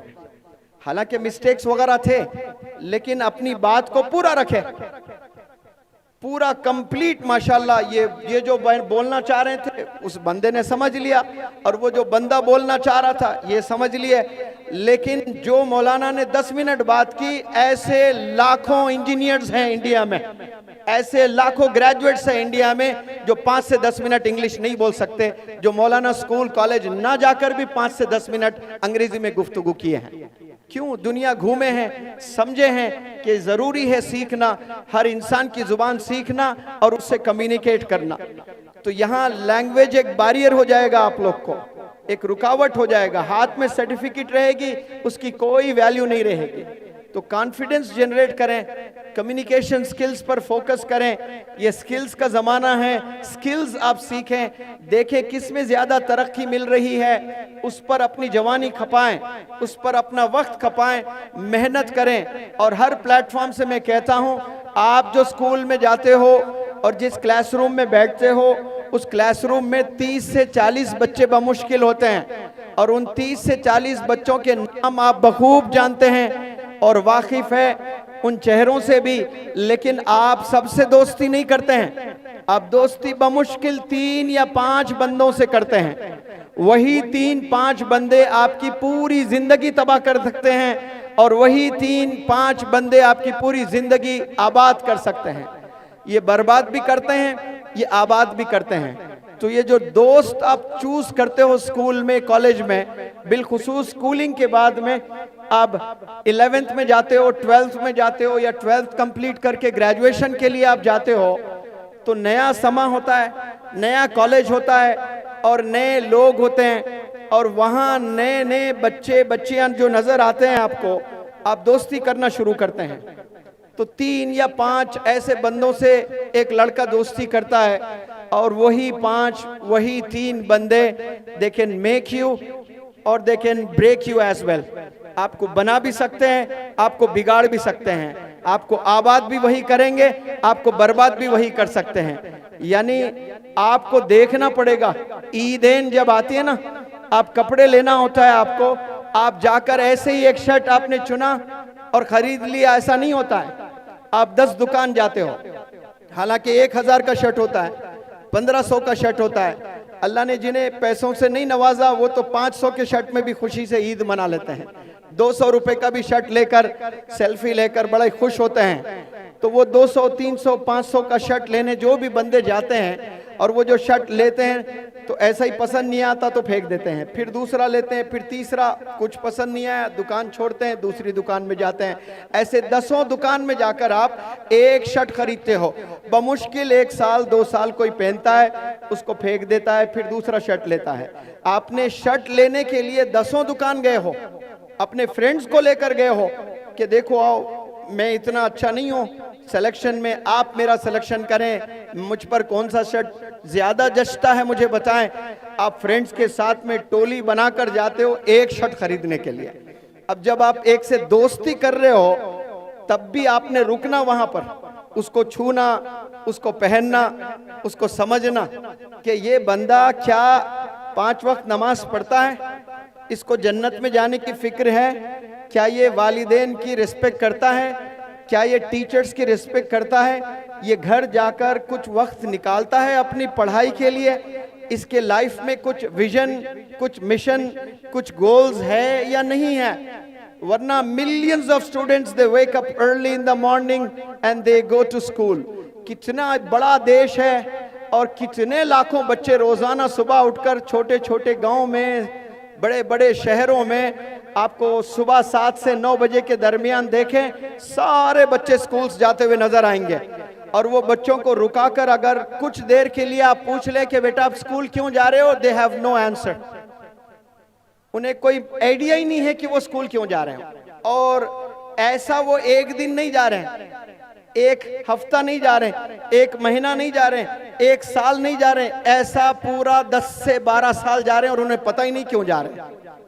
ऐसे बंदों को एमलेस स्टूडेंट्स कहते हैं। उनके पास में कोई एम्बिशन नहीं होता है, कोई गोल नहीं होता है, कोई ड्रीम्स नहीं होते हैं। और जिनके ड्रीम्स नहीं होते हैं, जिनके एम्स नहीं होते हैं, जिनके एम्बिशंस नहीं होते हैं, वो जानवर होते हैं। ये जो dreams, desires, AIIMS, goals, ambitions, ये सिर्फ अल्लाह ने इंसानों के सीनों में डाले हैं, ये जानवरों के सीनों में नहीं डाले हैं। आज से 500 साल, 1000 साल पहले जो लाइफस्टाइल जानवरों का था, हाथी का था, वो आज भी वैसा ही लाइफस्टाइल है उनका। उनके पास में आधार कार्ड नहीं है, उन्होंने अपने घर बेहतरीन अंदाज में नहीं बनाए। आप जाएं जंगल में देखें, आप वैसी जिंदगी जो 1000 साल पहले जानवर जिया करते थे, आज भी वैसे जी रहे हैं। लेकिन तरक्की किसने की है? इतने मखलूक, 18,000 मखलूक उलमा बताते हैं, इतने मखलूक और इंसानों की आंखों ने न जाने और कितने देखने हैं, हमने देखे नहीं। और न जाने कितने अल्लाह ने मखलूक बनाए हैं, और उन तमाम मखलूक का लाइफस्टाइल बिल्कुल एक ही है, बस खाना, बच्चे पैदा करना, पेशाब पखाना करना, सो जाना और लड़ाई करना, बस इतना। इसके अलावा और कुछ नहीं है। लेकिन इंसानों के पास, अब हम लोग सब गैदरिंग किए हैं, ऐसा क्या कभी कुत्ते टॉक रख लेते हैं? कभी बिल्लियों को देखा आपने? चलो आज हम लोग बात करते हैं। ये बिल्कुल नहीं देखने को मिलता है आपको, क्योंकि उनका लाइफस्टाइल रोजे अव्वल से लेकर रोजे क़यामत तक एक ही तरह होने वाला है। और ये तरक्की जो कर रही है मखलूक, वो इंसान कर रही है। और इंसानों ने गजब की तरक्की की है, और वो जो गजब की तरक्की की है वो कैसे की है? जो अल्लाह ने तोहफा दिया है। आपको मैंने 1000 रुपए का इनाम अनाउंस किया तो आप लोगों ने तालियां बजाई है। और उसी तरह कोई आपका दोस्त आपको लाकर एक गिफ्ट दे देता है, ये लो, मेरे अब्बू बड़े बिजनेसमैन है अमेरिका में, आईफोन लेकर आए थे, मुझे आईफोन पसंद नहीं, मैं आपको गिफ्ट देना चाहता हूं। फिर तो आपको वो दोस्त आपके अब्बू से अच्छा लगने लगेगा। क्यों? मैं अब्बू को 3 साल से बोल बोल कर हंगर स्ट्राइक भी किया, कई दफा 3-3 दिन खाना भी नहीं खाया। मेरे अब्बू जालिम हैं, मेरे अब्बू तो समझते नहीं मेरे जज्बात को। मेरे दोस्त ने मेरे जज्बात को समझे और एक फ़ोन दे दिए। इतना खुश हो जाओगे एक गिफ्ट की वजह से कि फ़ोन। ऐसे पागल बच्चों, मेरी बात सुनो, आपके अब्बू ने आपको पैदा किया, इससे बड़ा गिफ्ट इस दुनिया में कोई नहीं दे सकता आपको। आपके अम्मी अब्बू आपको पैदा किए हैं, उसका कोई मोल नहीं है। उसके बाद कोई चीज एक्सपेक्ट ना करें आप लोग वालिदैन से। अगर आपको मिल रहा है तो आप समझना कि ये बोनस में मिल रहा है मुझे। आपको पैदा कर दिए, बस खलास, वही काफी है। उसके बाद आपने अपनी जिंदगी को संवारना है। अल्लाह ने आंख दिए हैं और बेहतरीन अल्लाह ने दिमाग दिया है। जबरदस्त तोहफा अगर आपको इस रूए ज़मीं पर मिला है तो वो है आपको अल्लाह ने दिमाग दिया है। और उस दिमाग से ही आपने समझना है कि ये दुनिया चीज क्या है, हमने इस दुनिया में करना क्या है। आप यहाँ पर 3 वक्त का खाना खाकर मरने के लिए नहीं आए हो। इस दुनिया में आप रेवोल्यूशन के लिए आए हैं। इस दुनिया में एक बदलाव करने के लिए आए हैं। आपकी शख्सियत से कम से कम आपके गांव वालों को फायदा होना चाहिए। अगर देश वालों को आपसे फायदा नहीं हो रहा है, कम से कम आपके घर वालों को फायदा होना चाहिए भाई। कम से कम आपके बीवी, आपके 4 बच्चों को फायदा होना चाहिए। लेकिन नौजवान बच्चे जो जवानी के वक्त को बर्बाद करते हैं और कुछ साल के बाद शादी होती है और बड़े अरमानों से बच्ची आती है कि मेरा हीरो होगा, मुझे ऐसा करेगा, मुझे लॉन्ग ड्राइव पे ले जाएगा, होटल पे ले जाएगा, मुझे हनीमून चांद पे भी ले जाएगा। ये सब ख्वाबें लेकर आती है। एक दिन में सारे ख्वाबें चुकनाचूर हो जाते हैं। जब उसको हाल पता चल मियाँ क्या है, अब उसके पास ना जॉब है, ना स्किल्स है, ना एम्बिशन है लाइफ में। अब दोनों की जिंदगी बर्बाद। उसके बाद 2-4 साल के बाद, 5-6 साल के बाद 2-4 बच्चे पैदा होंगे। बच्चों को अच्छी नहीं दे सकता, न्यूट्रिशन सकता, और नए नए जगह घुमाकर एंजॉय नहीं पा सकता है। तो ऐसा आज हो रहा है। और ये जो नौजवान बच्चे आज स्कूल्स कॉलेजेस जा रहे हैं, 10-15 साल के बाद आपने भी तो शादी करनी है, आपके भी तो बच्चे होंगे, आप उनको कैसी जिंदगी दोगे? आपको जॉब कैसे मिल सकती है? ये तो कंपटीशन वाला जमाना है। एक जॉब अगर होती है तो 1,000 लोग अपना रिज्यूमे लेकर खड़े रहेंगे, 1,000 लोगों से आपका कंपटीशन रहेगा, 1 लाख लोगों से आपका कंपटीशन रहेगा। आप देख नहीं रहे हो, एक जमाने में नीट का एग्जाम बमुश्किल मौलाना 8 लाख लोग लिखते थे, अभी 20 लाख नौजवान बच्चे लिख रहे हैं। मुझे यकीन है कि ये साल 25 लाख लिखेंगे, आने वाले जमाने में 50 लाख लिखेंगे। एक दौर आएगा 1 करोड़ नौजवान बच्चे भी नीट का एग्जाम लिखेंगे और बचपन से ख्वाब देखते आ रहे हैं कि मैं डॉक्टर बनूंगी, मैं डॉक्टर बनूंगा। ऐसे ही नहीं बनेंगे आप डॉक्टर, बहुत मेहनत करना पड़ता है आपको, बहुत कुर्बानियां देनी पड़ती है आपको। तो नौजवान बच्चों, अगर आप लोग कामयाब होना चाहते हो, आप लोग अच्छी जॉब हासिल करना चाहते हो, वालिदैन को खुशियां देना चाहते हो, तड़पते हैं वालिदैन, रोजाना जो आपके वालिदैन ऑफिस जाते हैं, मेहनत करते हैं, और उनसे जाकर कोई पूछे कि भाई इतनी मेहनत आप जो कर रहे हो, किसके लिए आप मेहनत कर रहे हो? एक ही जवाब आएगा, ये मेरे बेटे के लिए मेहनत कर रहा हूं। क्यों? क्योंकि मैं मेरे बेटे को कामयाब होना देखना चाहता हूं। लेकिन बेटा बेचारा वो 14 साल नहीं हुआ, ड्रग्स में मुलविस हो गया है, इश्कबाजी में मुलविस हो गया है, चोरी में मुलविस हो गया, जिना में मुलविस हो गया, इतने बड़े बड़े गुनाह करने लगा। वालिदैन कभी सोच नहीं सकते एक सेकंड, वालिदैन बल्कि डिप्रेशन में गए हैं। जिनकी सेहत बड़ी जबरदस्त है माशाल्लाह, बच्चों की वजह से वो डिप्रेशन के शिकार हो रहे हैं। बच्चे बच्चियों की हरकत की वजह से 40-45 साल के जो पेरेंट्स हैं, उन्हें ब्लड प्रेशर बढ़ रहा है, उन्हें डायबिटीज हो रहा है, उन्हें थायराइड आ रहा है, उन्हें और मजीद बीमारियां आ रही हैं। और ये बीमारियां आने का सबब कौन बन रहे हैं? अपने ही बच्चे बन रहे हैं। और परेशान माँ बाप जो 70 साल में जाके मरना है, परेशानियों में जाकर वो 50 साल में ही मर रहा है। तो वो मारने वाले कौन हैं? वो नौजवान बच्चे, उन्हीं के खुद के बच्चे हैं। इसीलिए ऐसे बच्चों को मैं साइलेंट किलर्स कहता हूं। और वो जो साइलेंट किलिंग करते हैं, वो कोई छड़ी लेकर, कोई तलवार लेकर, कोई गन लेकर नहीं मार रहे हैं अपने अब्बू को, अपने एक्टिविटीज से मार रहे हैं, अपने गलत कैरेक्टर से मार रहे हैं, ये गंदे कामों से मान रहे हैं। और ये जो बच्चे गुनाहों में मुलविस है, ये कभी कामयाब नहीं हो सकते लाइफ में। लिख ले, ये जो इश्कबाजी ऐसी चीज है, इसमें 25% school college going children, talented children मैं बता रहा हूँ, टैलेंटेड चिल्ड्रन, ये अपनी जिंदगी को बर्बाद कर रहा है। मेरे पास एक लड़का पढ़ने आया, 10th में 98%, 11th में 97%, 12th में 95%, और नीट की ट्रेनिंग लेने गया हिंदुस्तान का बेहतर से बेहतर इदारा एलन में, और वो भी कोटा राजस्थान में। और वहां गया, शुरू 1-2 महीने जबरदस्त पढ़ाई कर रहा था, क्योंकि बचपन से वो पढ़ाई में बड़ा मजबूत, पढ़ाई में बड़ा कामयाब था।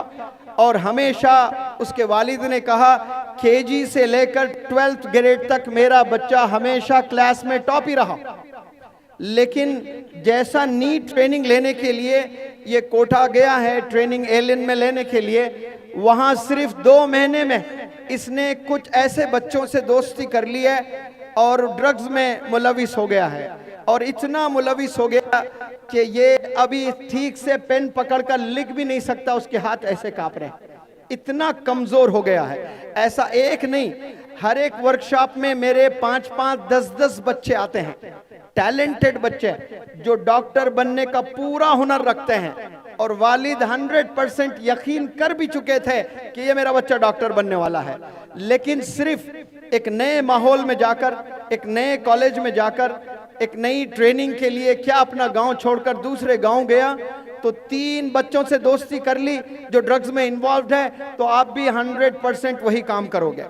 इसलिए मैं बार बार कह रहा हूं आपको, आपने अगर कामयाब होना है, और जितने वालिदैन मुझे सुन रहे हो, ये आपकी जिम्मेदारी है। आप मेहनत से पैसे बनाते हो, और अच्छे स्कूल में दाखिला करते हो अपने बच्चों का, और आप समझते हो योर जॉब इज डन, मेरा काम हो गया, मैंने तो अच्छे स्कूल में दाखिला दिलवाया। उस अच्छे स्कूल में भी 10, 20, 25, 30% ही अच्छे बच्चे निकलते हैं। बाकी 70% जो बच्चे होते हैं वो जो बदमाश होते हैं, वो जानी होते हैं, वो शराबी होते हैं, वो स्मोकर्स होते हैं, वो ड्रग एडिक्ट होते हैं। और बाप की जिम्मेदारी है कि मेरा बच्चा किसके साथ उठ रहा बैठ रहा है, वो कहाँ घूमता है। शाम में 5 बजे के बाद वो अपने अम्मी से कह के अम्मी दोस्त के पास जा रहा हूँ 1 घंटे के लिए, अम्मी ने भी इंटरोगेट करना, उसको पूछना कि ये किसके साथ जा रहा है, किसके साथ बैठ रहा है। ये वालिदैन की जिम्मेदारी है और ये रोज की जिम्मेदारी है। बिगड़ने के लिए एक लम्हा काफी होता है, एक लम्हा, और वो जो बिगड़ गया फिर उसका कोई रिकवरी नहीं मिलेगी आपको। बिलखुसूस ड्रग्स में जो इन्वॉल्व होते हैं, हर बाप यही समझता है, हर माँ यही समझती है कि मेरा बच्चा, मेरी बच्ची बहुत मासूम है, ये गुनाह बिल्कुल भी नहीं कर सकते हैं। मेरे वर्कशॉप्स में ये चीज़ों से मैं गुजर रहा हूँ। एक वालिद आकर दहाड़े मारते हुए रोता है और उसके साथ उसकी नौजवान बच्ची भी है। बच्ची के आंख में एक आंसू नजर नहीं आ रहा है मुझे। बाप को आसानी से रोना नहीं आता है, माँ फिर भी रो लेती है, लेकिन बाप अपने आंसू पी लेता है। बाप बर्दाश्त करने का नाम है, और वो बाप रोए जा रहा है, रोए जा रहा है कि मैंने मोहल्ले वालों से लड़ लिया है सर, कि मेरी बच्ची पर मेरे मोहल्ले वालों ने इल्जाम लगाया कि आपकी बच्ची पार्कों में एक बच्चे के साथ नहीं, हमें 3-3 अलग अलग बच्चों के साथ नजर आ रही है। तो मैंने लड़ लिया, मेरी बच्ची ऐसा कर ही नहीं सकती है। जैसे स्कूल से आती है, कॉलेज से आती है, सीधे मुसल्ला बिछाकर नमाज पढ़ती है, मेरी बच्ची ऐसा नहीं कर सकती है। लेकिन जब वीडियो लाकर मुझे दिखाया गया कि ये बच्ची देखो आप ही की, ये अलग बच्चे के साथ, ये अलग बच्चे के साथ, ये अलग बच्चे के साथ, एक दफा बाइक पर नजर आ रही है, एक दफा पार्क में नजर आ रही है, एक दफा मैकडॉनल्ड्स में नजर आ रही है। जब मैंने वीडियोस देखे हैं सर, मेरा दिल किया कि उसी वक्त मैं खुदकुशी कर लूं, लेकिन मैं मुसलमान हूं, इस जुबान से मैंने कलमा पढ़ा है, मैं खुदकुशी कैसे कर लूं। लेकिन मेरी बच्चियों ने जीना हराम कर दिया। इसीलिए मैं बच्चियों से कहता हूं, जब तक आप अपनी नजर सड़क पर नजरें झुकाकर चलने लगोगी, तब तक आपके वालिदैन नजरें उठाकर सड़क पर चलेंगे इंशाअल्लाह। वरना वो दिन आएगा वालिदैन को नजरें झुकाकर चलना पड़ेगा, शर्मिंदा होकर चलना पड़ेगा। ऐसी तकलीफ वालिदैन को दे रहे हैं। वो वालिद जो अपनी जिंदगी निछावर कर दिया आपकी तरबियत के लिए, आपके कपड़ों के लिए, आपके खाने के लिए, आपके स्कूलिंग के लिए, आप उसको ही धोखा दे रहे हो।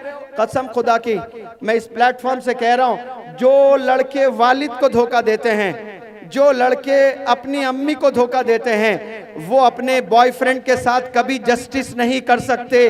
कल जाकर वो बॉयफ्रेंड को भी धोखा देगी, और वो बच्चे कल जाकर अपने गर्लफ्रेंड को भी धोखा देने वाले हैं। जो वालिदैन को धोखा देते हैं, याद रख लें, वो दुनिया में हर किसी को धोखा ही देंगे, वो कभी किसी को खुश नहीं कर सकते हैं। इसलिए मैं अपील करता हूं, वालिदैन के करीब हो जाएं, अल्लाह के करीब हो जाएं, आप सल्लल्लाहु अलैहि वसल्लम के करीब हो जाएं, टीचर्स के करीब हो जाएं। फिर से कहता हूं, सुन लें, अल्लाह के करीब हो जाएं, आप सल्लल्लाहु अलैहि वसल्लम के करीब हो जाएं, अपने पेरेंट्स के करीब हो जाएं, अपने टीचर्स के करीब हो जाएं।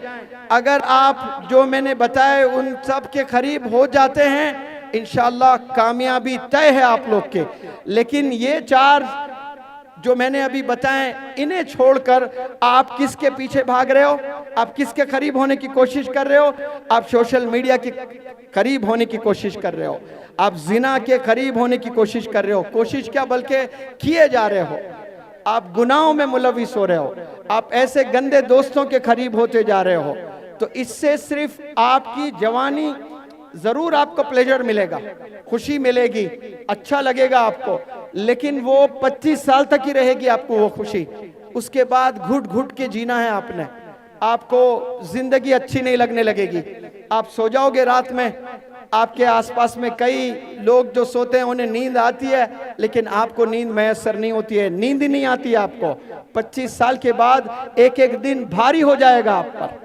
इसीलिए मैं तमाम नौजवान बच्चों से, बच्चियों से अपील करता हूं, आपको मज़ा ज़रूर है इसमें, लेकिन याद रखें उसके साथ अल्लाह की सज़ा भी है, आपने वो सज़ा भी चखना है। फिर एक 10 साल का मज़ा है आपको जवानी का, उसके बाद और 50 साल आपके हैं।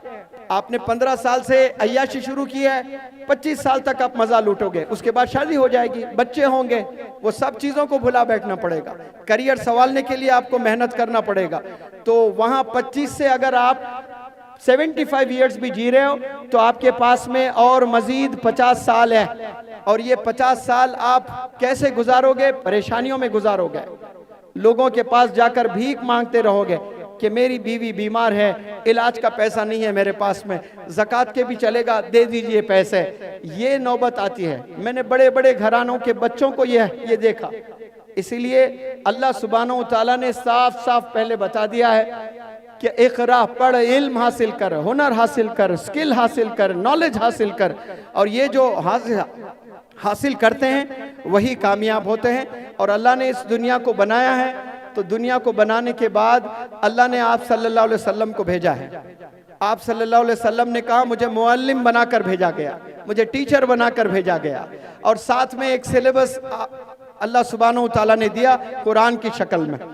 इसका मतलब साफ ये है कि जो कामयाब होना चाहते हैं वो टीचर का हाथ पकड़ें और किताबों में जिंदगी गुजारे।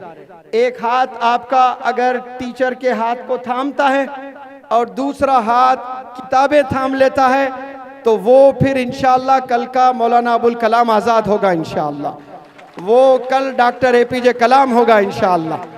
आप दोस्ती किताबों से करें, आप दोस्ती अपने टीचर से करें, आप दोस्ती अपने पेरेंट्स से करें। मैं देखता हूँ मौलाना हजरत यहाँ बैठे हैं, अपने बच्चे, 2 बच्चे हैं माशाल्लाह, दोनों आलिम दीन, एक डॉक्टर बन रहा है, एक सऊदी अरेबिया में माशाल्लाह मदीना में बेहतरीन अरबी ज़ुबान सीखते हुए और मजीद आलिमियत का कोर्स वगैरह कर रहे हैं। बिल्कुल दोस्तों की तरह आप बिहेव करते हैं, हंसी मजाक तमाम चीज़ें, फिर उसमें कभी सीरियस नोट आप बताते भी हैं तरबियत में ये चीज़ करें, ये चीज़ ना करें। तो ये आप जितना वक्त आपका टीचर्स के साथ आप बिताओगे, पेरेंट्स के साथ आप बिताओगे, अपने किताबों में आप बिताओगे, इंशाअल्लाह आपके पीछे एक काफिला चलेगा इंशाअल्लाह। इल्म के पीछे जो भी दौड़ता है अल्लाह सुब्हानहू व तआला उसे सिर्फ कामयाबी नहीं बल्कि उसको एक रिकग्निशन, उसे एक इज्जत भी मिलती है। तो आप लोग मेरी इन बातों को अपने घर ले जाएं, लिखें किताब में और फॉलो करें उसे अपनी ज़िंदगी में। बिलखुसूस अपनी ये जो जवानी, जो टीनेज होती है 19 ईयर्स तक, वहीं आपका पूरा करियर बन जाता है, वहीं आपका पूरा करियर संवर जाता है। तो आप ये गुनाहों से बचे। कुछ मैं गुनाहें आप लोग के इल्म में ले आना चाहता हूँ, बताना चाहता हूँ। इससे अगर आप बच जाते हो तो फिर कल के आप टॉप इंजीनियर भी हैं, डॉक्टर भी हैं, चार्टर्ड अकाउंटेंट भी हैं, बिजनेस एंटरप्रेन्योर भी हैं इंशाअल्लाह। आप एक घर चलाने वाले नहीं बनेंगे। आपके मोहल्ले में अगर 100 बेवा हैं तो वो 100 बेवाओं को खाने देने वाले बनेंगे आप इंशाअल्लाह। अगर 100 ऐसे घर हैं जब बच्चे स्कूल नहीं जा पा रहे हैं महज पैसों की वजह से, तो आप वो 100 बच्चों को स्कूल भेजने वाले बनेंगे इंशाअल्लाह। ऐसे अपने करियर को संवारो। बचना किससे है? आपने बचना सोशल मीडिया से है। बचना किससे है? आपने बचना गंदे दोस्तों से है, बचना ड्रग्स से है, बचना गीबत से है, बचना जिना से है। अगर ये जिना से, ड्रग्स से, सोशल मीडिया से और गंदे फ्रेंड से अगर आप बचते हो इंशाअल्लाह आपकी कामयाबी तय है। और आप वालिदैन की जिम्मेदारी है कि आप अपने बच्चों को 5 वक्त की नमाज बाजमात मस्जिद में पढ़ाने की कोशिश करें। बच्चों में गजब का डिसिप्लिन आता है। जो सुबह फजर की नमाज वालिद अपने बच्चे को हाथ पकड़कर ले जाता है वो वक्त की कदर को भी जानता है और गुनाहों से भी बचता है इंशाअल्लाह। लेकिन वालिदैन ही नहीं पढ़ रहे हैं। अम्मी पाकिस्तान के सीरियल्स देखने में मशगूल है और अब्बू क्रिकेट मैचेस देखने में मशगूल है, और बेटे को कह रहे हैं चलो एग्जाम में पढ़ लो, और अम्मी फोन में टीवी देख रही है, अब्बू टेलीविजन में क्रिकेट मैच देख रहे हैं।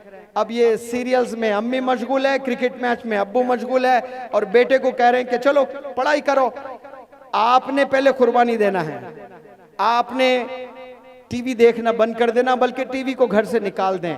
मोबाइल फोन कम इस्तेमाल करें वालिदैन अपने बच्चों के सामने।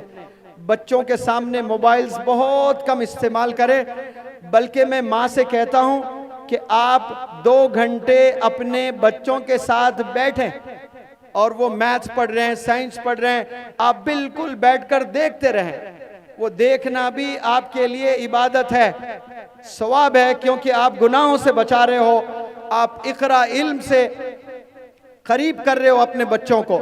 लेकिन कौन सी माँ अपने बच्चों के साथ 2 घंटे बैठती है? बमुश्किल 5% ऐसे अम्मियाँ होंगी जो बच्चों के साथ बैठती हैं।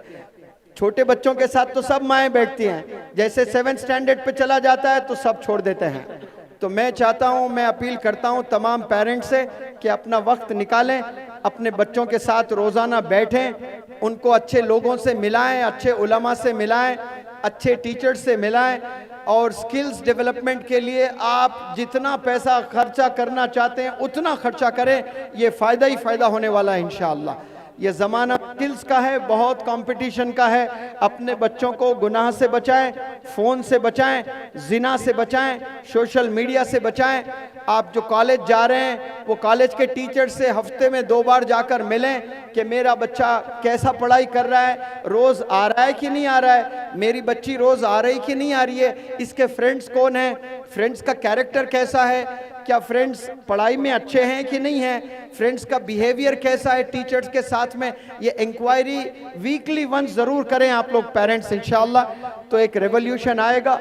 मुझे यकीन है यहाँ के तलबा में, यहाँ के तमाम अफराद जितने आकर बैठे हैं इस धूप में, गज़ब का डिसिप्लिन मैं आप लोगों में देख रहा हूँ। इरादे की ज़रूरत है, इरादा कर लें, इंशाअल्लाह यहाँ से एक रेवोल्यूशन आएगा, यहाँ से फिर से एक मौलाना अबुल कलाम आज़ाद पैदा होगा, यहाँ से फिर से एक भारत का इंशाअल्लाह एजुकेशन मिनिस्टर बनेगा, और कामयाबी आपको मैसर होगी। जज़ाकुमुल्लाह खैर, अस्सलाम वालेकुम।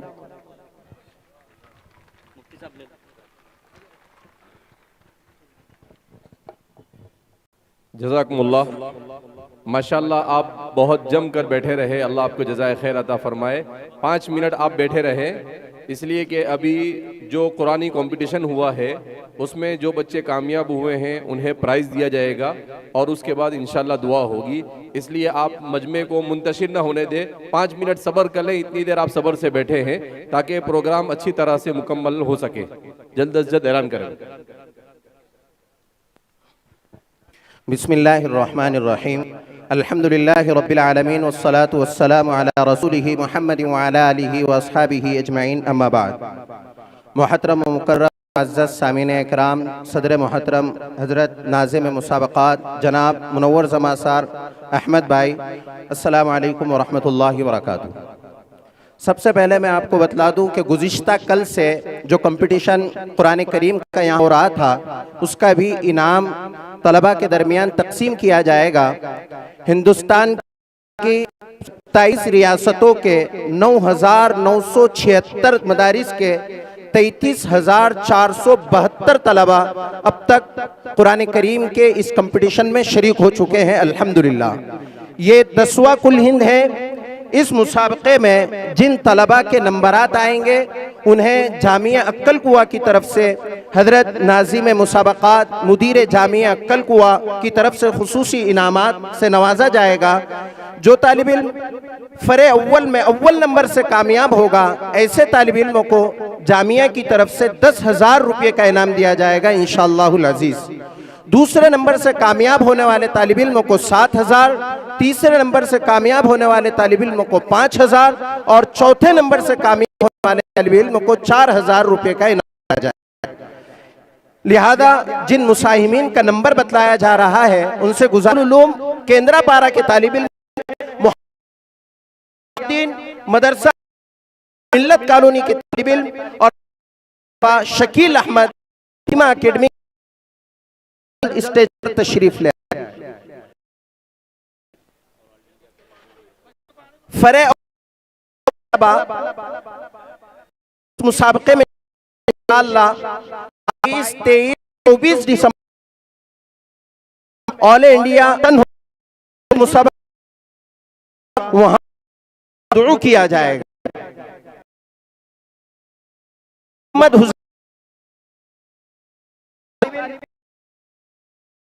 चौथे नंबर जामिया मोहम्मद हुदैफ 42 पर इन्होंने हासिल किए हैं। जामिया की तरफ से 4 रुपये।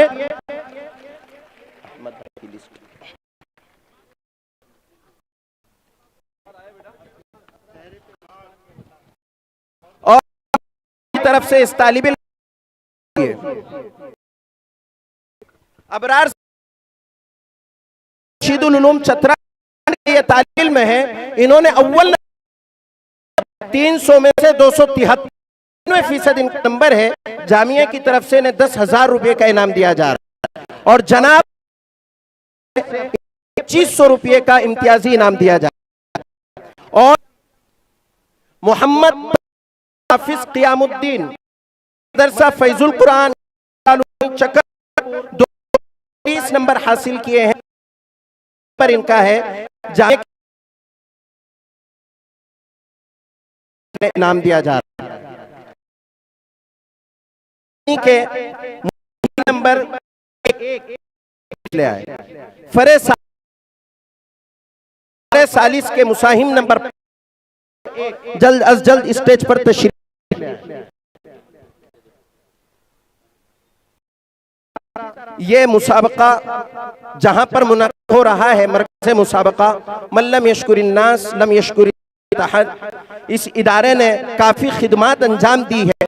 लिहाजा मैं हज़रत नाज़िम मुसाबक़ात के हाथों हज़रत मौलाना नईम अनवर साहब को जो इस इदारे के जिम्मेदार हैं और उन्होंने बहुत ही मेहनत करके इस इदारे के मुसाबक़े को कामयाब किया है और जामिया कुआ का भरपूर ताउन किया है, मुनव्वर जमा सर और हज़रत के हाथों उन्हें हदिया तशक्कुर व इम्तिनान की ट्रॉफी पेश की जा रही है।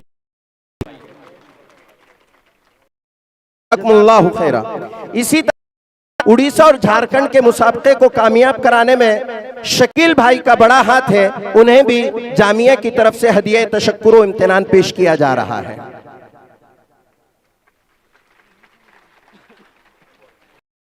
सानी के मुसाहिम नंबर 1 इन्होंने 300 में से 268 नंबर हासिल किए हैं और अव्वल नंबर इन्हें मिला है। इन्हें जामिया अक्कल कुआ की तरफ से 5,000 रुपये का इनाम दिया जा रहा है और साथ ही जामिया अक्कल कुआ में कुल हिंद मुसाबके में इनकी शिरकत को यकीनी बनाया जा रहा है। जामिया की तरफ से 5,000 और हमारे अहमद भाई की तरफ से इन्हें 2,500 रुपये का इनाम दिया जा रहा है। फरे सालिस के मोहम्मद तारिक अजीज मोहम्मद शमीम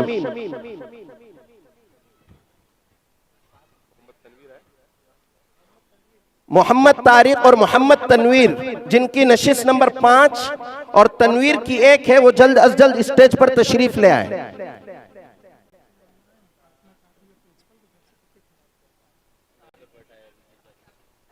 जिन तलबा के यहाँ इम्तियाजी नंबरात आए हैं, फातिमा एकेडमी की जानिब से उन्हें 1,000 रुपये इनाम दिया जाए। जिन तलबा के इम्तियाजी नंबरात आए हैं, फरे अव्वल में 4, फरे सानी में 1 और फरे सालिस में 2, ऐसे तमाम ही तलबा को डॉक्टर फातिमा तबस्सुम की जानिब से जो यहाँ की प्रिंसिपल है, उन साहिबा की तरफ से डॉक्टर तबस्सुम फातिमा की जानिब से तमाम ही इन इम्तियाजी नंबरात पाने वाले तलबा के लिए 1,000 रुपये का इनाम है। फरे सालिस में पहला नंबर मोहम्मद जामिया अशरफुल उलूम महमूदाबाद केंद्रापाड़ा उड़ीसा। ये जामिया कुल हिंद मुसाबके में भी इंशाअल्लाह शरीक होंगे। मोहम्मद तनवीर मदरसा इस्लाहुल मुस्लिमीन दूसरा नंबर 271 इन्होंने नंबरात हासिल किए हैं कुल 300 में से। पहली फरा मुकम्मल कुरान करीम की थी, जिसमें तकरीबन 36 तलबा ने शिरकत की, इसलिए उसमें से 4 तलबा इम्तियाजी इनाम हासिल की और 2 तलबा जामिया अक्कल कुआ में कुल हिंद मुसाबके में शरीक होंगे। दूसरी और तीसरी फरा में सिर्फ 4 और 5 तलबा थे,